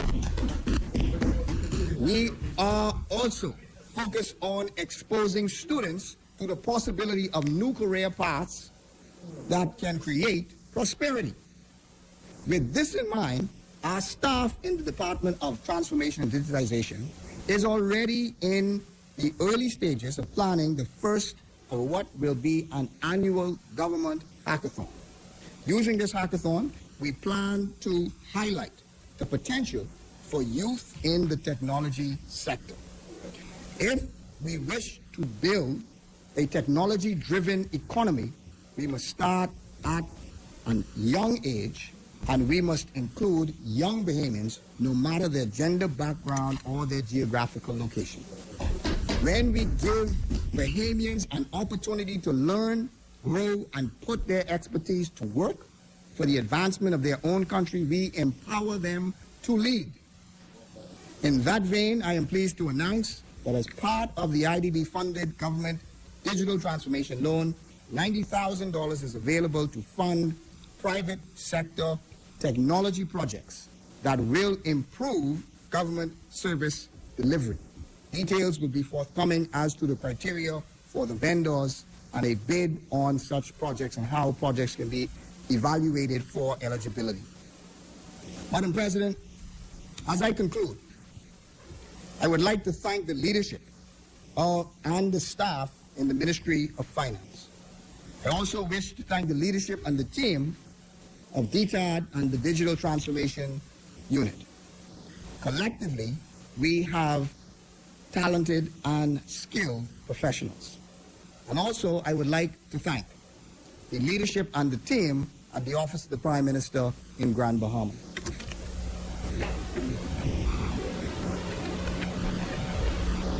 Finally, I would wish to thank the people of the Bahamas who have embraced the change and the change that digital transformation brings at each phase in our development. It is critical that we remain focused on our why. Madam President, on Sunday past, we celebrated Father's Day.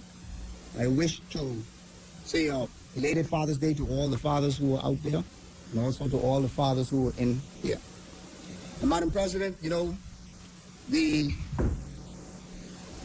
my daughters, I have 4 daughters. You know, I like to talk about my 4 daughters. And they surprised me, Madam President, with a picture.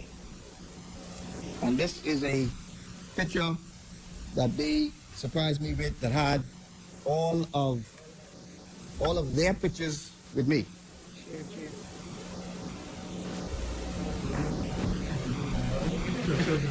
They and Madam President, you know, when I was preparing my presentation, and I thought about what the gift that they gave to me, and I thought about why we are doing what we are doing,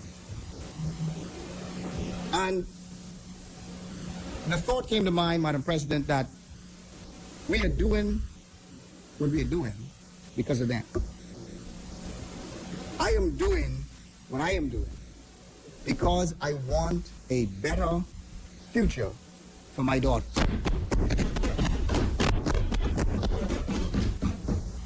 I am supporting this budget because I want a better future for Jaden, for Jalise, for Jamie, and for Janae. I am supporting this budget, Madam President, because in this budget, it provides for the government employment incentive program. I am supporting this budget because it provides for small business tax concessions and relief concessions that will help small businesses and give small businesses a leg up and give them the same incentive and concessions that foreign investors get. That's why I am supporting this budget. I am supporting this budget, Madam President, because I believe in family islands. I'm supporting this budget because I believe that we should provide tax-free zones in our southern islands. I am supporting this budget, Madam President, because I believe that we ought to provide the new hospital in Grand Bahama. I'm supporting this budget, Madam President, because I believe that we should provide that $70 million for the new or for the improved expansion hospital in New Providence, Madam President. I'm supporting this budget because I believe in Invest Bahamas. I'm supporting this budget, Madam President, because we have a Minister of Works who has been all across this Bahamas providing infrastructure works throughout the country. Madam President, I'm supporting this budget because for those people in areas like Pinewood who need the drainage and need the relief, so I'm supporting this budget for people who are in Pinewood. I'm supporting this budget, Madam President, for every small business person who requires some assistance. I'm supporting this budget, Madam President, for every person who is looking forward to the new school in East Grand Bahama. I'm supporting this budget, Madam President, because I am supporting the new microgrids in East Grand Bahama. I'm supporting this budget, Madam President, because the docks in Sweden's Key is included in this budget. The docks in McLean's Town is included in this budget. I'm including, Madam President, I'm supporting because in Fresh Creek and in Andros, in Abaco, and throughout the family islands, Madam President, there are projects that are included in this budget. That's why I'm supporting this budget. Madam President, I'm supporting this budget because it extends the Special Economic Recovery Zone. Madam President, I'm supporting it because when the outcry was that we should continue the building materials, and we should continue the duty-free concessions for the building materials, and we should continue the duty-free concessions, Madam President, for the appliances and the furnitures for people who need to continue their houses. Madam President, I am supporting it because we must make sure we continue to assist those persons when it comes to constructing their homes and reconstructing their homes. Madam President, I'm supporting this budget because there is necessary funding in this budget to continue to construct and repair the houses of those people who were damaged as a result of Dorian. I'm continuing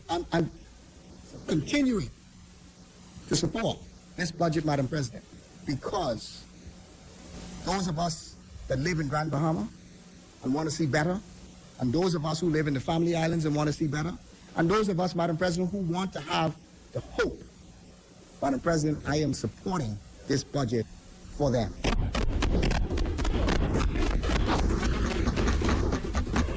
So, Madam President, I'm thankful for the opportunity, and I move for first reading for the appropriation of divers sums of money. Doesn't it have to be seconded first? For and towards the defraying of the expenses of the government of the Commonwealth of the Bahamas for on revenue account for the financial year commencing the 1st of July 2021 and ending the 30th of June 2020. I move for second reading, Madam President. Vote now. Let's vote now. The chair. Yeah, no. One second. I don't agree with it. The chair recognizes. Yes, I just wanted to rise on a point of for the leader of government business. How late do you intend to go this evening? That's a good question. What we intend is that there'd be mover, a seconder, the first opposition spokesman, and then we would have. But if you think the time is, if you think that the time would run out, we're already at 5 o'clock, so we could just take the seconder and shut off until tomorrow. The first one up will be the opposition. Where's Mike? That's okay. Let's let when Mike comes through. Okay. Just confirm it with your seconder, your number 2 man. And we can do that. Madam, if I may put this, I just want to say the minister made this point about free education, but I do want to say that it is my understanding that the University of the College of the Bahamas, as it then was, when you had 5 BGCSEs with good passes, you were able to get free tuition at the University of the Bahamas, at the College of the Bahamas. Yes. What you did is you may have extended the program, I think, to a different grade level. But We've made the University of the Bahamas open and available to free of charge to those who would wish to have continuing education who could not make that grade level, because there are many people who are late developers. Yes, even that late.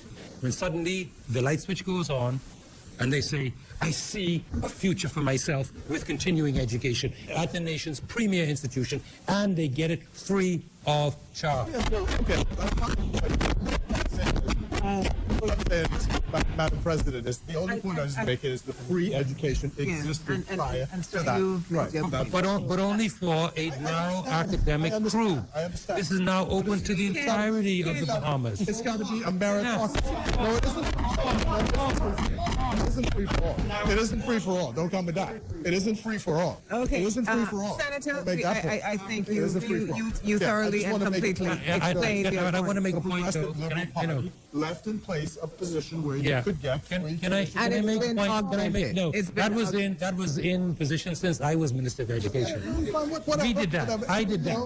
When I was Minister of Education. Yes, I'll show you. When I was Minister of Education from 2007, as a part of government policy, we brought in the policy of giving free education. Progressive Liberal Party did it. That's all we wanted. Senator Mitchell, the record does not support you. Yes, no, the record does support me. No, the record does no, it support does not. You are able to continue. I'm not being contingent. May I make a I would like to answer this point. further point of order? I'd like to answer the point, Madam May I President. make a further point of order? May I make a further point of order? Madam, before we do this, we have to correct the record. You One deny second. the right of free speech. I want to be able to know that this was brought in by the English administration in deny- 2007.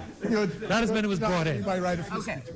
You're denying me my right. Senator Darius, You're the chair denying my right. recognizes You're denying me my right of to free speech. second the point that's on the table. Thank you, Madam President. I rise to make contribution on the 2021-2022 budget, and I am thankful to the Almighty God for the opportunity to be a part of history in my country and for the strategic positioning. I'm eternally grateful. I'm further appreciative of my Prime Minister, the Most Honorable Dr. Hubert A. Minnis, and the confidence he has in young people, and in specific millennial women, young women, and our ability to lead, the importance of our voice to bring fresh and insightful and be impactful in good governance. Commit me, Madam President, to wish the industrious, strong and resilient fathers, mentors, stepfathers and spiritual fathers of this great nation a happy Father's Day.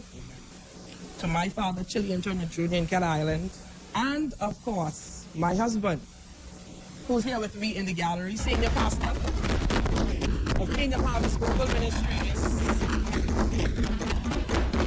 president of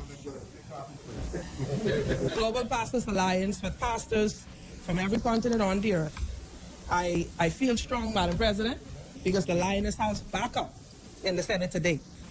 I want to also acknowledge my followers from Rise and Roar, 21,000+ followers from every continent that follows me, and so I recognize them as well today. Madam President, it gives me great pleasure to return to the podium of this honorable chamber today to second this 2021-2022 fiscal budget and the compendium of enabling legislation that will set this administration's accelerated Bahamas recovery plan into motion. I am proud, Madam President, because this government did not flinch in the face of difficult times. As this government presents its growth agenda to the people of the Bahamas, we do so at a time in our history where we have weathered unprecedented levels of external shocks to our economy. Madam President, it is due to sound decision-making, excellent crisis management, and good leadership Can you respect the senator on the floor, please? that we find ourselves in the position we are today. The resilience and the unbreakable resolve of the Bahamian people have allowed us to emerge from the twin and parallel crisis of Hurricane Dorian and COVID-19 pandemic stronger as a nation. We are beginning to see our way to the end of this pandemic, but of course we still have some way to go. Madam President, there is a quote from John Maxwell that says, "Everything rises and falls on leadership. Leadership is everything." Leadership is not just a position, but it is an ability. It is an ability to demonstrate what is communicated or needed. Leadership is not so much just a title, but it is also a task that is backed by ability. This is why a position does not automatically make one a leader. The leader makes the position. And leadership is being able to influence those around you to achieve a goal or desired result. Real leadership produces real results. And the Free National Movement, this F&M government, has shown real leadership in crisis times. Madam President, real leadership starts by serving well. And servant leaders focus on the growth of all of those around them.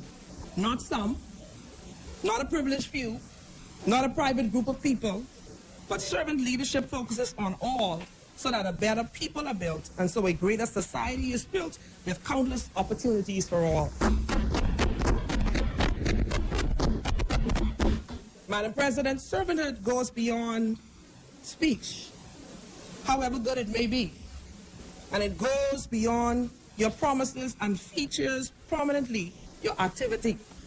This Hubert A. Minnis government is showing good and strong leadership and displaying a value system, and a value system that is reflected by serving the Bahamian people and demonstrating our value for family life, the welfare of our children, and those most in need in our country. Madam President, it is no secret that the Bahamas has experienced the most severe challenges ever in our history. September 2019 brought one of the worst catastrophic hurricanes ever to pass through the Atlantic to our quiet and beautiful shores. Less than 6 months later, the Bahamas and the entire world were rocked with a global health pandemic. Even with all of this before us, the disingenuous members of the opposition have attempted to create a narrative that this government has used these very critical matters as excuses.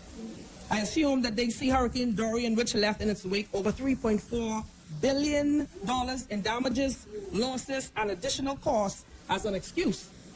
Damages that amounted to more than our annual budget. This monster storm completely obliterated two of our northern gems, the islands of Abaco and the island of Grand Bahama. May I remind you that these islands also represent our second and third largest economies. Madam President, I reiterate the point that less than a few months later, the world grinded to a halt as countries around the globe had to determine the best way of combating a relentless COVID-19 virus.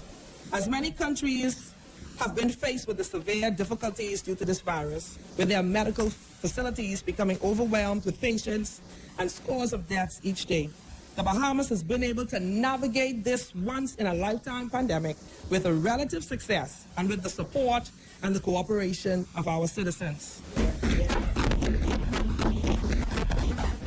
And we will continue to improve our situation until the end of this pandemic.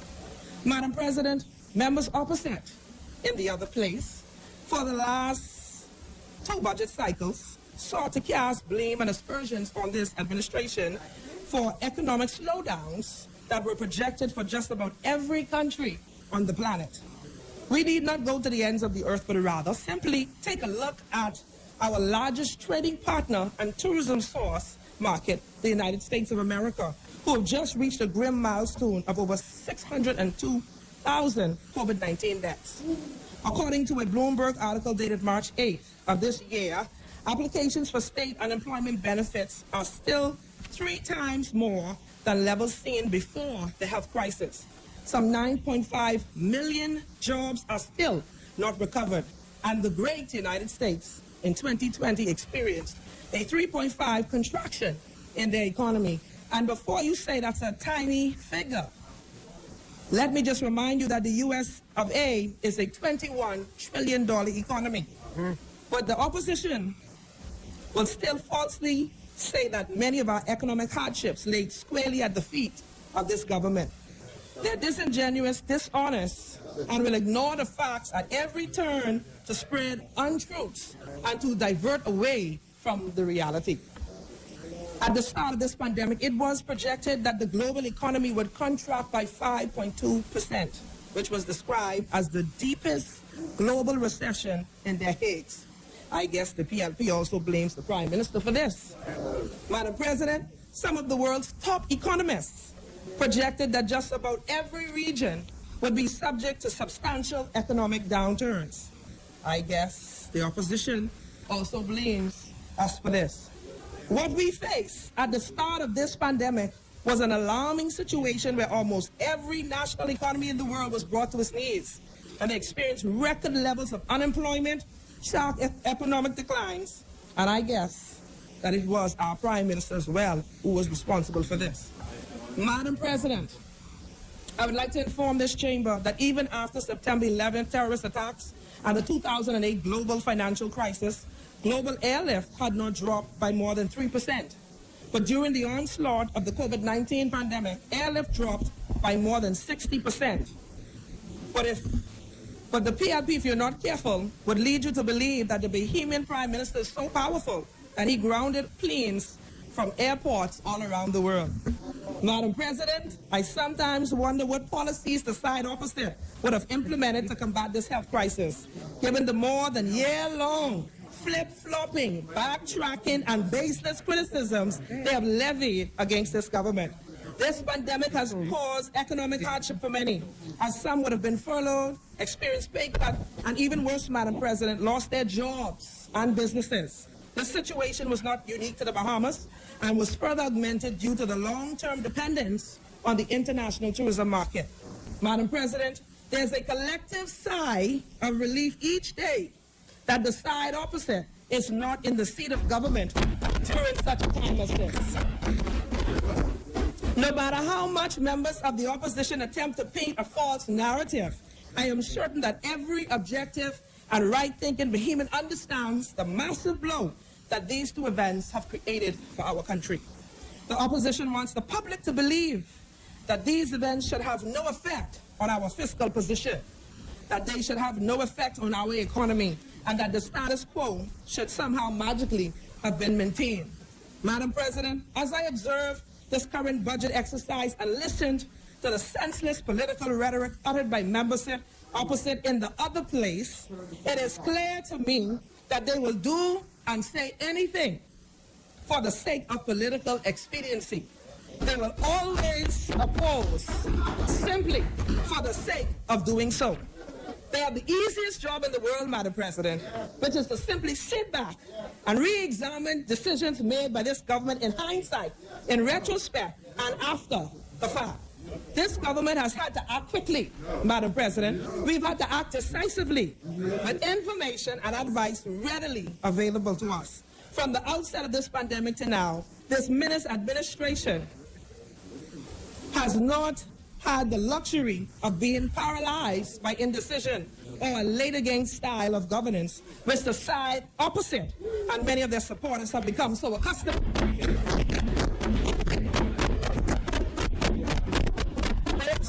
They have spent the majority of crisis crafting shoulda, coulda, woulda, press releases, reporting useless voice notes, attempting to distort current realities.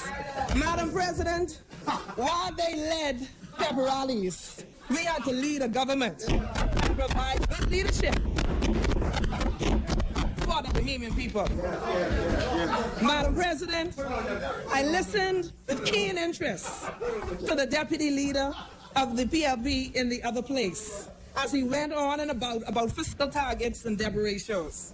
Here, we have an individual jockeying to become the Minister of Finance, but can't make up his mind.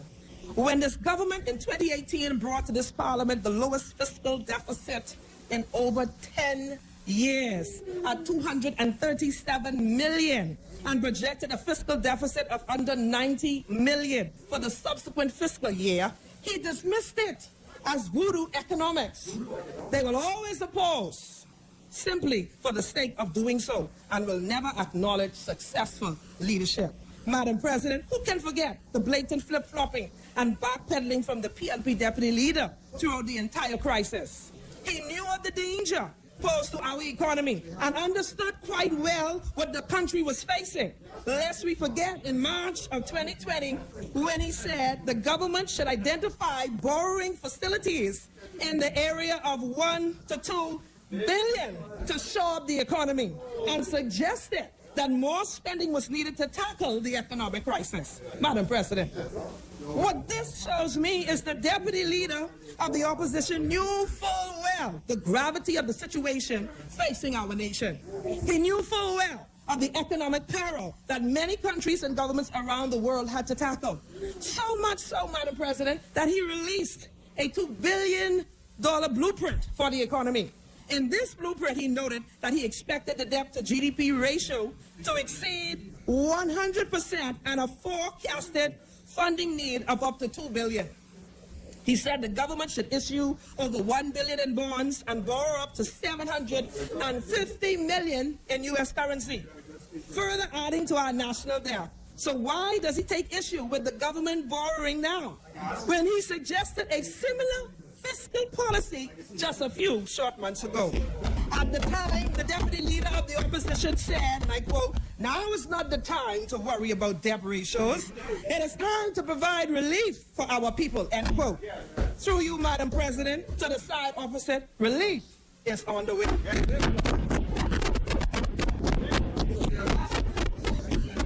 Madam President, did anyone ever notice the opposition's deputy leader's $2 billion blueprint was short-lived and never endorsed by the PLP? That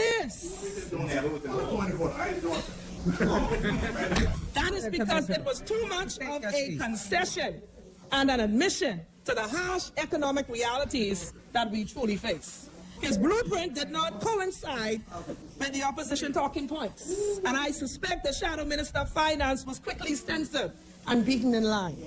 In May of 2020, as we got closer to the budget, he finally sounded like a real opposition member, as he was forced to set aside all good economic judgment and adopt all PLP rhetoric. He criticized the government for the $1.3 billion deficit, notwithstanding a revenue fall-off of several $100 million and millions more in expenditures required for food and social assistance and capacity building for our healthcare system. Madam President, notwithstanding the added challenges brought on by the pandemic and Dorian, the work of the government still had to continue. Our recurrent expenditures did not go anywhere, as the citizens of the Bahamas still required public services. Our teachers, our armed forces, our healthcare workers, and other members of the public service remained employed, and there was no major disruption to the public service.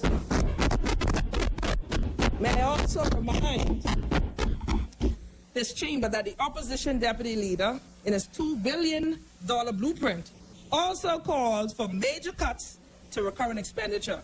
They speak with forked tongues, Madam President, and their reckless political rhetoric indicates that they are woefully indecisive and incapable of leading this country.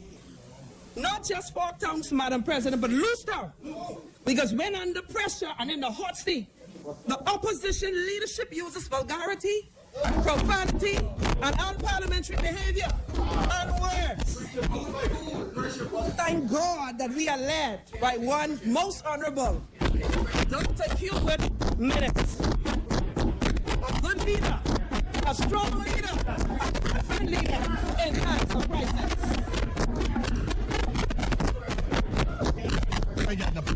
I got the point order.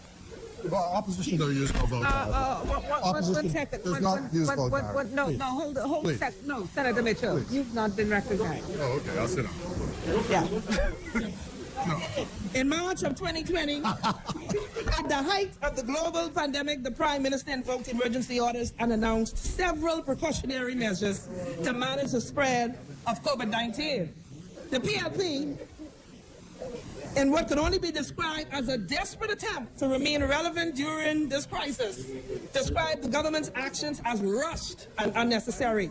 Madam President, that was a clear indication of why many Bahamians remain grateful. The side opposite is not at the controls during this global health pandemic. Their late-again style of governance would have led to a complete outbreak on our shores.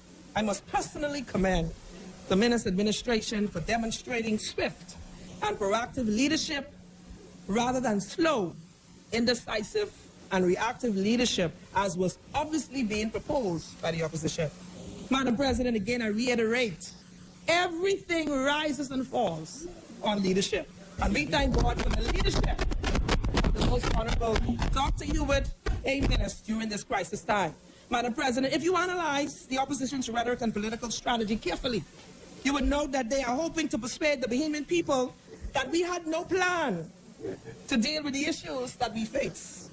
Every day, their MPs and chronic talk show callers speak about plans, plans, and more plans.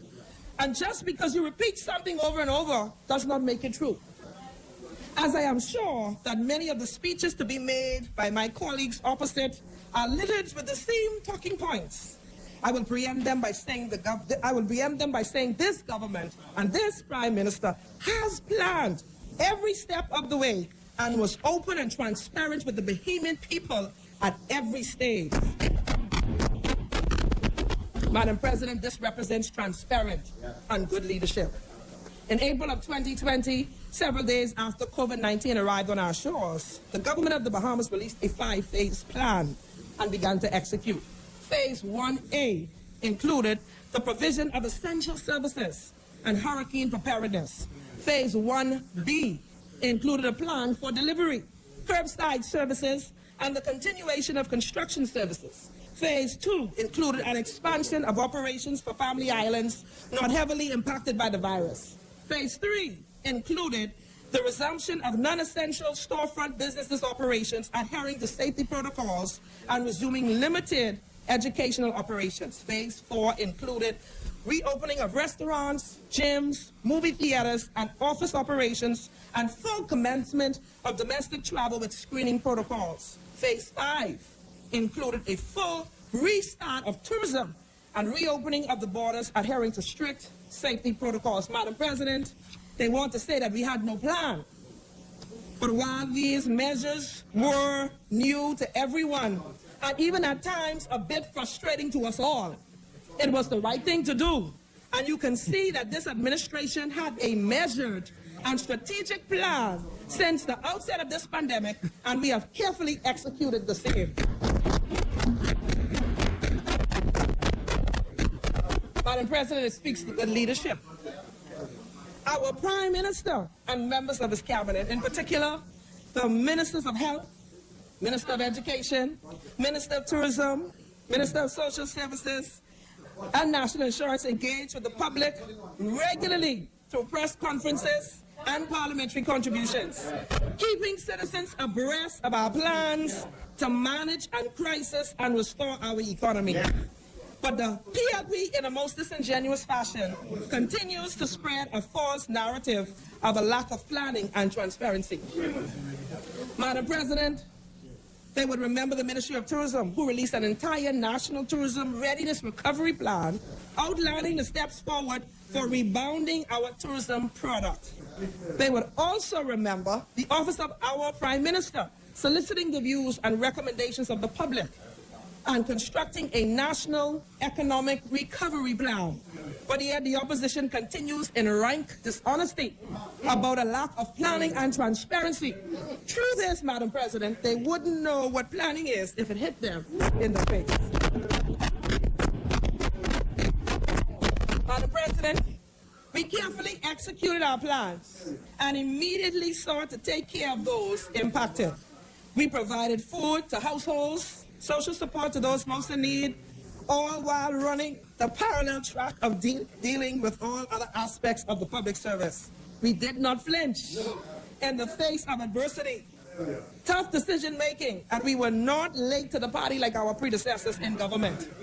We immediately advised the public that we plan to revise our fiscal estimates as a result of Hurricane Dorian and did the same during the COVID-19 pandemic. How can the leader of the opposition and the deputy leader, or those opposite, or any other objective person say that this budget does not in plain language acknowledge the reality of what we currently face?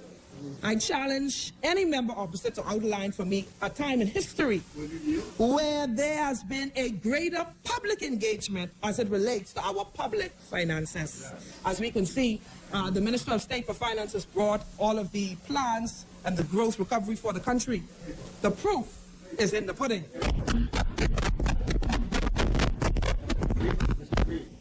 The public has been made aware at every stage of how this government has spent their resources for the betterment of the Bahamian people.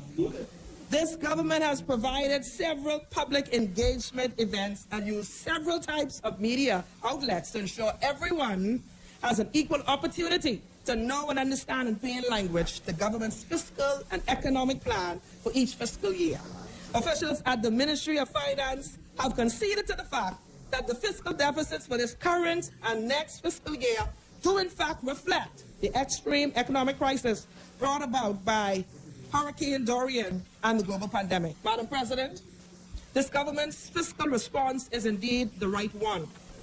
And as we postpone our debt targets, we see this as an appropriate action, as now is the time to focus on accelerating economic growth. Yes, we must temporarily postpone our journey to fiscal consolidation, but our record speaks for itself.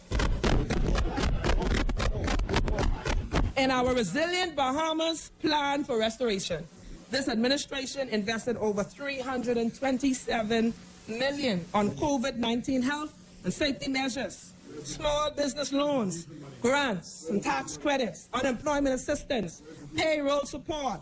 In addition, 72,000 households received food assistance. 14,000 workers were positively impacted by the tax deferral program, and over 1,000 businesses were approved for loans and grants financing through the Business Continuity Program. Madam President, the Free National Movement has provided good leadership in times of crisis.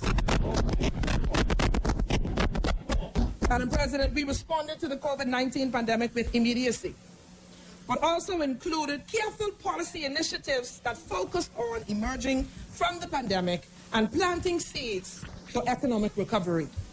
They say we use it as an excuse, but Madam President, we showed up for the Bahamian people when it mattered most. We showed up for the Bahamian people in crisis times. We strengthened our public health infrastructure. Of course, again, provided food and social assistance and direct cash support for workers. We kept small businesses afloat with tax breaks and economic stimulus programs.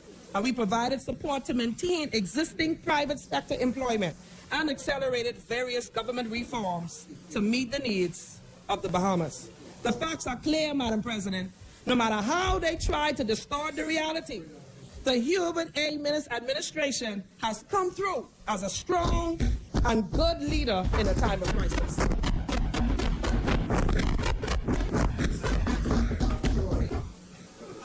Another component of their strategy, Madam President, is to slam our Hurricane Dorian response. While this monster storm has created a lot of headache and turmoil, I want to commend the government of the Bahamas and the hardworking staff of the National Emergency Management Agency, NEMA, the Disaster Reconstruction Authority, the Department of Social Services and Urban Development, of which I had the privilege and pleasure to be a part of the latter in the last 4 years, who've worked unceasingly despite the myriad challenges with respect to funding and inadequate manpower at the administrative and technical levels. Madam President, this government has still been able to restore the lives of a number of the residents in these areas. The entire electrical grid on the island of Abaco was obliterated as the transmission and distribution systems were destroyed along with subsea cables. This matter has been completely rectified. Madam President, while the side opposite continues to politicize these very serious issues, I am reminded of the sad photos and the videos of persons who lost everything, loved ones during the monster storm. The DRA, however, has been able to offer assistance to those persons, many of whom had no house insurance. Madam President, some 3,735 homeowners have been approved for the small home repair program, with 1,270 successfully completing the program. 1,380 homes still currently undergoing reconstruction work, and with an additional 1,085 homes expected to receive funding during the upcoming fiscal year. Madam President, the government of the Bahamas has partnered with several local and international NGOs to facilitate additional construction of modular and traditional homes. Plans are also underway for the construction of rental units on the island of Abaco for public offices. Madam President, over 3.5 million cubic yards of debris has been cleared away, with dumps and laydown sites established in the aftermath of the storm. Madam President, it was this government that implemented the Special Economic Recovery Zones Act for VAT, customs duties, and excise tax waivers, which led to some $105 million in tax concessions being provided during 2019 and 2020. The Special Economic Recovery Zone has been extended to the end of December 2021 for Abaco and Grand Bahama for building materials, furniture, and appliances. Madam President, business license fees in the amount of $11,536,683 were also waived for the 2019 fiscal reporting period for 4,475 businesses. In addition, some $5,983,424 was dispersed by the Small Business Development Center to micro, small, and medium-sized enterprises in the affected areas to assist with restarting the business operations. Madam President, we have delivered. Could more have been done? More can always be done. But we have delivered for the Bahamian people, and we have done our best to restore the lives of the Bahamian people to a sense of decency and normalcy. Madam President, I had the occasion to listen to the former Minister of State for Finance in the last administration, Mr. Michael Alcides, on a local talk show the other day. And after his party accused the government of using Hurricane Dorian and COVID-19 as excuses, when pressed about the numerous downgrades to our credit ratings and economic outlooks, his first response was that they were challenged greatly by Hurricanes Matthew and Joaquin. Isn't that interesting, Madam President? According to the United Nations data and loss assessments for each of these hurricanes, Hurricane Joaquin left behind a total of $120 million in damages. Hurricane Matthew left behind a total of $580 million in damages for a total of $700 million. Madam President, Hurricane Dorian alone left behind some $3.4 billion in damages, and the difference of over $2.7 billion in excess of what they had to contend with, further augmented by the challenges brought about by the COVID-19 pandemic. Yet they want the Bahamian public to believe that this was a small and easily manageable crisis. But that is what good leadership does. You make it look easy, even though you are in crisis times.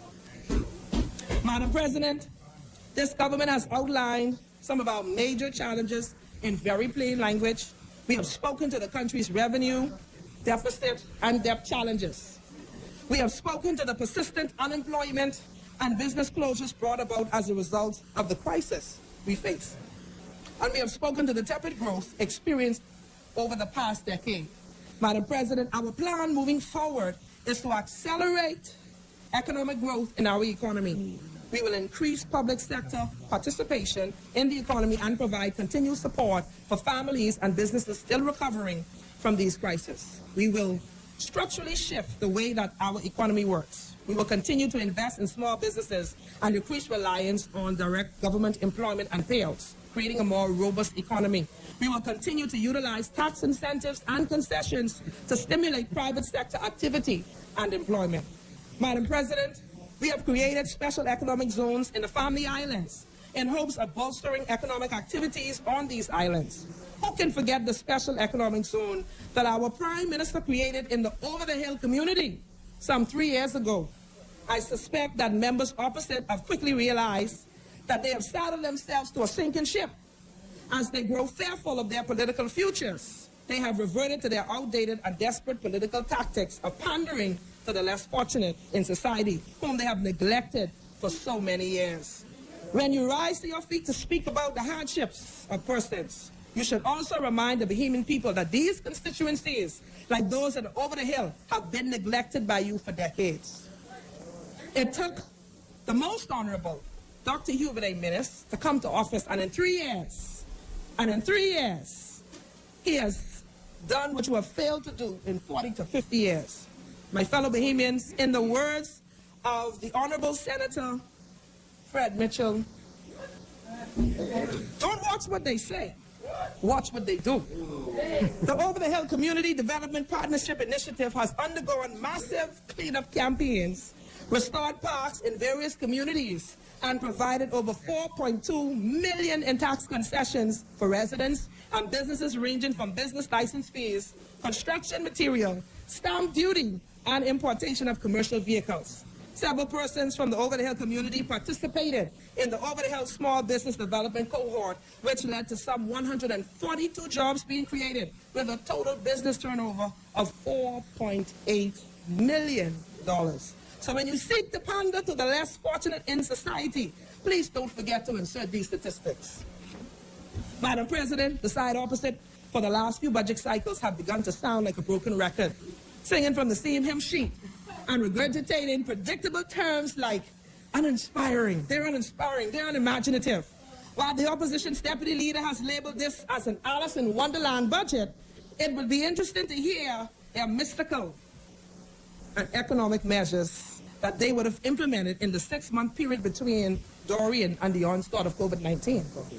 It is truly the opposition's deputy leader that is stuck in Wonderland, and the Bahamian people deserve more than political rhetoric. No matter which government was in power at this time, unless you had the ability to grow money on trees, you would have to borrow to buffer the economic shocks experienced by our economy. First-year economic students at the University of the Bahamas, they're well-versed in these fiscal expansionary policies. Madam President, this administration has continued to deliver on its pledges and has not been sidetracked by our detractors. This government has instituted the universal preschool program, with thousands of 3- and 4-year-olds being introduced to a formal academic environment for the first time. The government partnered with over 92 preschools to have these students enrolled in government-sponsored programs. This administration has also made over $1 million available for preschool directors to open new preschools, expand their existing facilities, and or improve their preschool standards. This program was facilitated by the Small Business Development Center, where 36 preschools owners were awarded funding up to $25,000 each. This administration also made the University of the Bahamas and BTVI free for all qualifying students. This government has demonstrated its commitment to improving the lives and educational outcomes for the students throughout this country, leveling the playing field for all. Former President Mr. Nelson Mandela said, and I quote, "Education is the most powerful weapon with which you can change the world," end quote. And I want to also commend the Honorable Jeffrey Lloyd for his revolutionary initiative with the online learning platform that was done pre-COVID-19 and pre-Hurricane Dorian, and that is commendable. Madam President, while the opposition presents a recycled, vague, and in some instances, copied economic plan, may I remind them that no government in the history of the Bahamas has done more for small businesses than this FNM administration. So while they talk about investing in Bahamian businesses, we have already allocated millions to the Small Business Development Center, the Bahamas Development Bank, and the Bahamas Entrepreneurial Venture Fund for grants, loans, and equity financing to hundreds of businesses across the Bahamas, and some who have already benefited. Some $53 million has been disbursed as of April 2021, and this support has been provided to over 1,800 businesses. Looking ahead, Madam President, in this new budget year, We will also allow for a duty-free importation of startup inventory for new businesses. An additional $35 million will be allocated to the upcoming fiscal year to finance even more businesses throughout the Small Business Development Center, with $250 million allocated over the next 5 years. We will continue to foster greater economic participation among the private sector. While they talk about fintech, the Bahamas has already beat some of the world's largest countries with the development of its own central bank digital currency, the sand dollar. And the digital sand dollar can be used at local restaurants, supermarkets, and street vendors, particularly on islands where there's no financial institution in place. The Bahamas is the 9th country globally to have produced our own digital currency, backed by our central bank, and equivalent to, in every aspect, our paper dollar. Even England is following our lead to implement their own as well. While they talk about economic diversification, the Bahamas Development Bank is already hard at work examining ways to finance further development of our blue, green, and orange economies. While they talk about improving our tourism product, this government has already launched its home porting initiative and carrying out work to improve our port experience. While the dedicated team at the Ministry of Tourism will continue to ensure the revival of our tourism product. While they talk about renewable energy, this government has been steadily working to ensure that we implement more renewables into our grid. Madam President, a point in their economic plan speaks about recommitting the Bahamas to a minimum reliance on renewable energy of 30% by 2030. Madam President, perhaps they should do some research and realize that energy reform has been a national key priority of this Prime Minister since 2018, where the sole strategy is to obtain 30% renewable energy penetration by 2030. So exactly what are they recommitting to? Madam President, it was this administration that was responsible for the construction of a 950 kilowatt solar carport at the National Stadium, a 250 kilowatt solar system at the Anatole Rogers High School, the installation of a 390 kilowatt solar microgrid on Ragged Island, expected to be completed in August. Additionally, Madam President, there are additional renewable energy products being developed at the Office of the Prime Minister, critical sites on Abaco, and several public buildings in New Providence. This is what action looks like. This is what good leadership looks like. So while they continue to talk, we have been hard at work for the Bahamian people. Their half-baked economic plan represents nothing more than add-up ideas to pander to certain demographics. But I encourage all Bahamians to check the record. We deliver. Madam President, we have transformed BPL after the former administration plunged the corporation into financial turmoil, all for the sake of political expediency. They reduced rates arbitrarily without conducting rate studies. This government, guided by the Bahamian leadership at the Bahamas Power and Light, has successfully been able to bring BPL out of turmoil created by the PLP, and electricity rates have never been lower. And the summers of constant load shedding is something that we hope to keep in the past. Madam President, in this Accelerate Bahamas Recovery Plan, this administration will be guided by several pillars, as the Minister of State for Finance, Senator Thompson, has outlined. In this Accelerate Bahamas Recovery Plan, this administration will be guided by several pillars geared towards increasing economic growth, job creation, small business development, healthcare improvements and vaccination, tourism development, public sector innovation and digitization, public and private sector investment, and fiscal responsibility. This is our plan, Madam President, and through careful execution, we will restore our Bahamas not only to a pre-pandemic way of life, but to change the status quo to a more modern and stronger Bahamas. We will continue to be transparent with the Bahamian people. Even before these crisis time budgets had to be enacted, this government has been committed to ensuring ongoing dialogue with its people. Again, I listened to the opposition's deputy leader blast this government about transparency.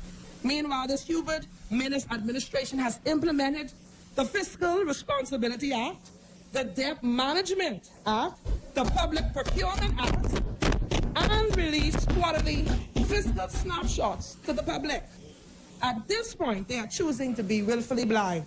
We have enacted legislation that we are not afraid to be guided by, whether in or out of government. This speaks to good leadership, Madam President. This speaks to strong leadership in crisis times. In closing, Madam President, this administration has been tested over and repeatedly. This government was barely able to get out of the blocks before being completely thrown off track with these devastating blows to the economy. While the reconstruction of our Northern Islands and management of this COVID-19 pandemic have become the main priorities of this government, as these twin disasters left behind billions of dollars and economic problems, we will continue to ensure the strengthening of our public services and continue to provide support to those most in need. Madam President, the road to recovery will not be paved with gold, but together we will rise above these challenges. This budget addresses the big issues and begins to tackle the challenges we face. We will create a country that works for every Bahamian. Our country will bounce back, and we will remain ever resilient in the face of crisis. I say to the opposition and to our detractors, using the words of Mayor Angelo, you may shoot us with your words. You may cut us with your eyes. You may kill us with your hatefulness. But still like air, the Bahamas will rise. Leaving behind the nights of hurricane terror and COVID-19 fear into a daybreak so wondrously clear. Bringing the gifts that our ancestors gave. I am the dream, we are the dream, the hope of a slave. Still like dust, the Bahamas shall rise. Lift up your head, Bahamas, to the rising sun. Arise and shine, for your light has come, and the glory of the Lord is risen upon you. Madam President, I second.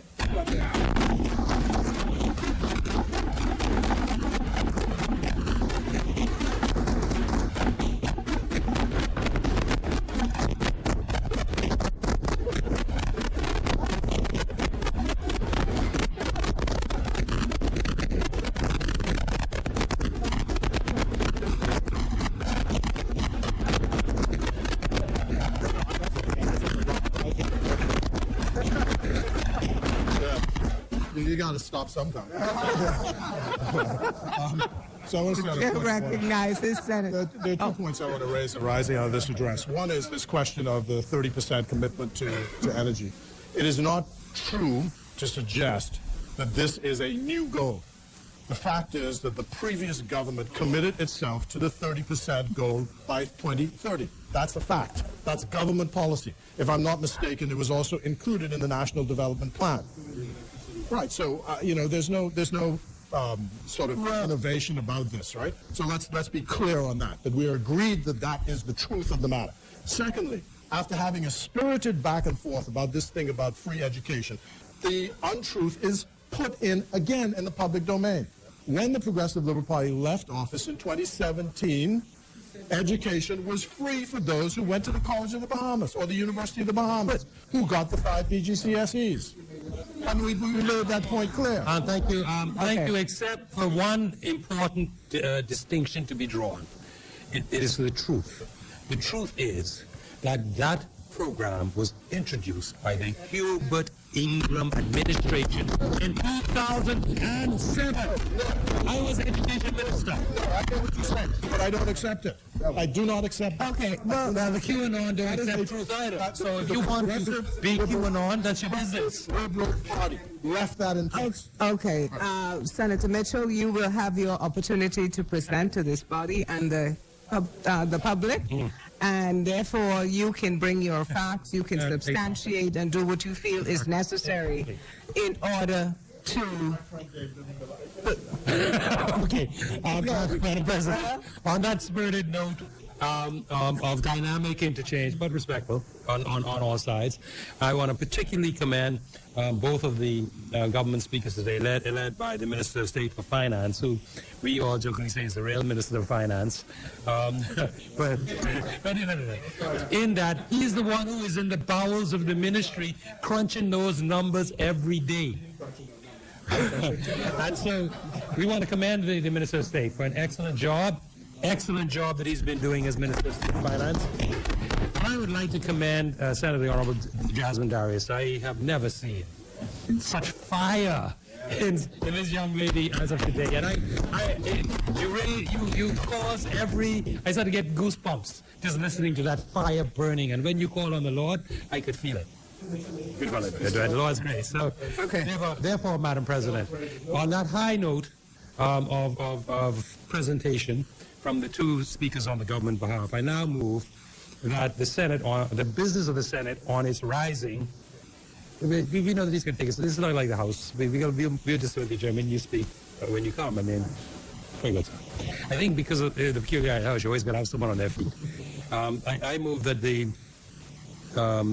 business of the Senate on its rising be suspended until Wednesday, the 23rd day of June 2021 at 10 a.m. in the forenoon, at which time Senator Darwin will lead off with the opposition. Thank you, Senator.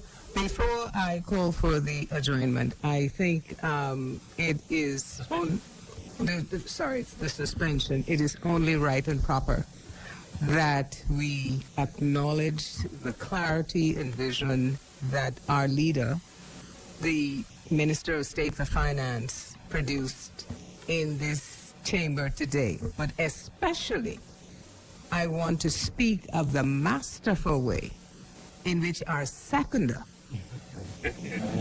presented. Madam President, I'm sorry. Presented Madam President. her. Madam President, I'm standing on a point of order. I object to that. I object Okay. to that. The President Okay. is not supposed to be engaged in that. I'm sorry. Understood. I don't agree with that. Okay. I understand what you're saying, Senator. But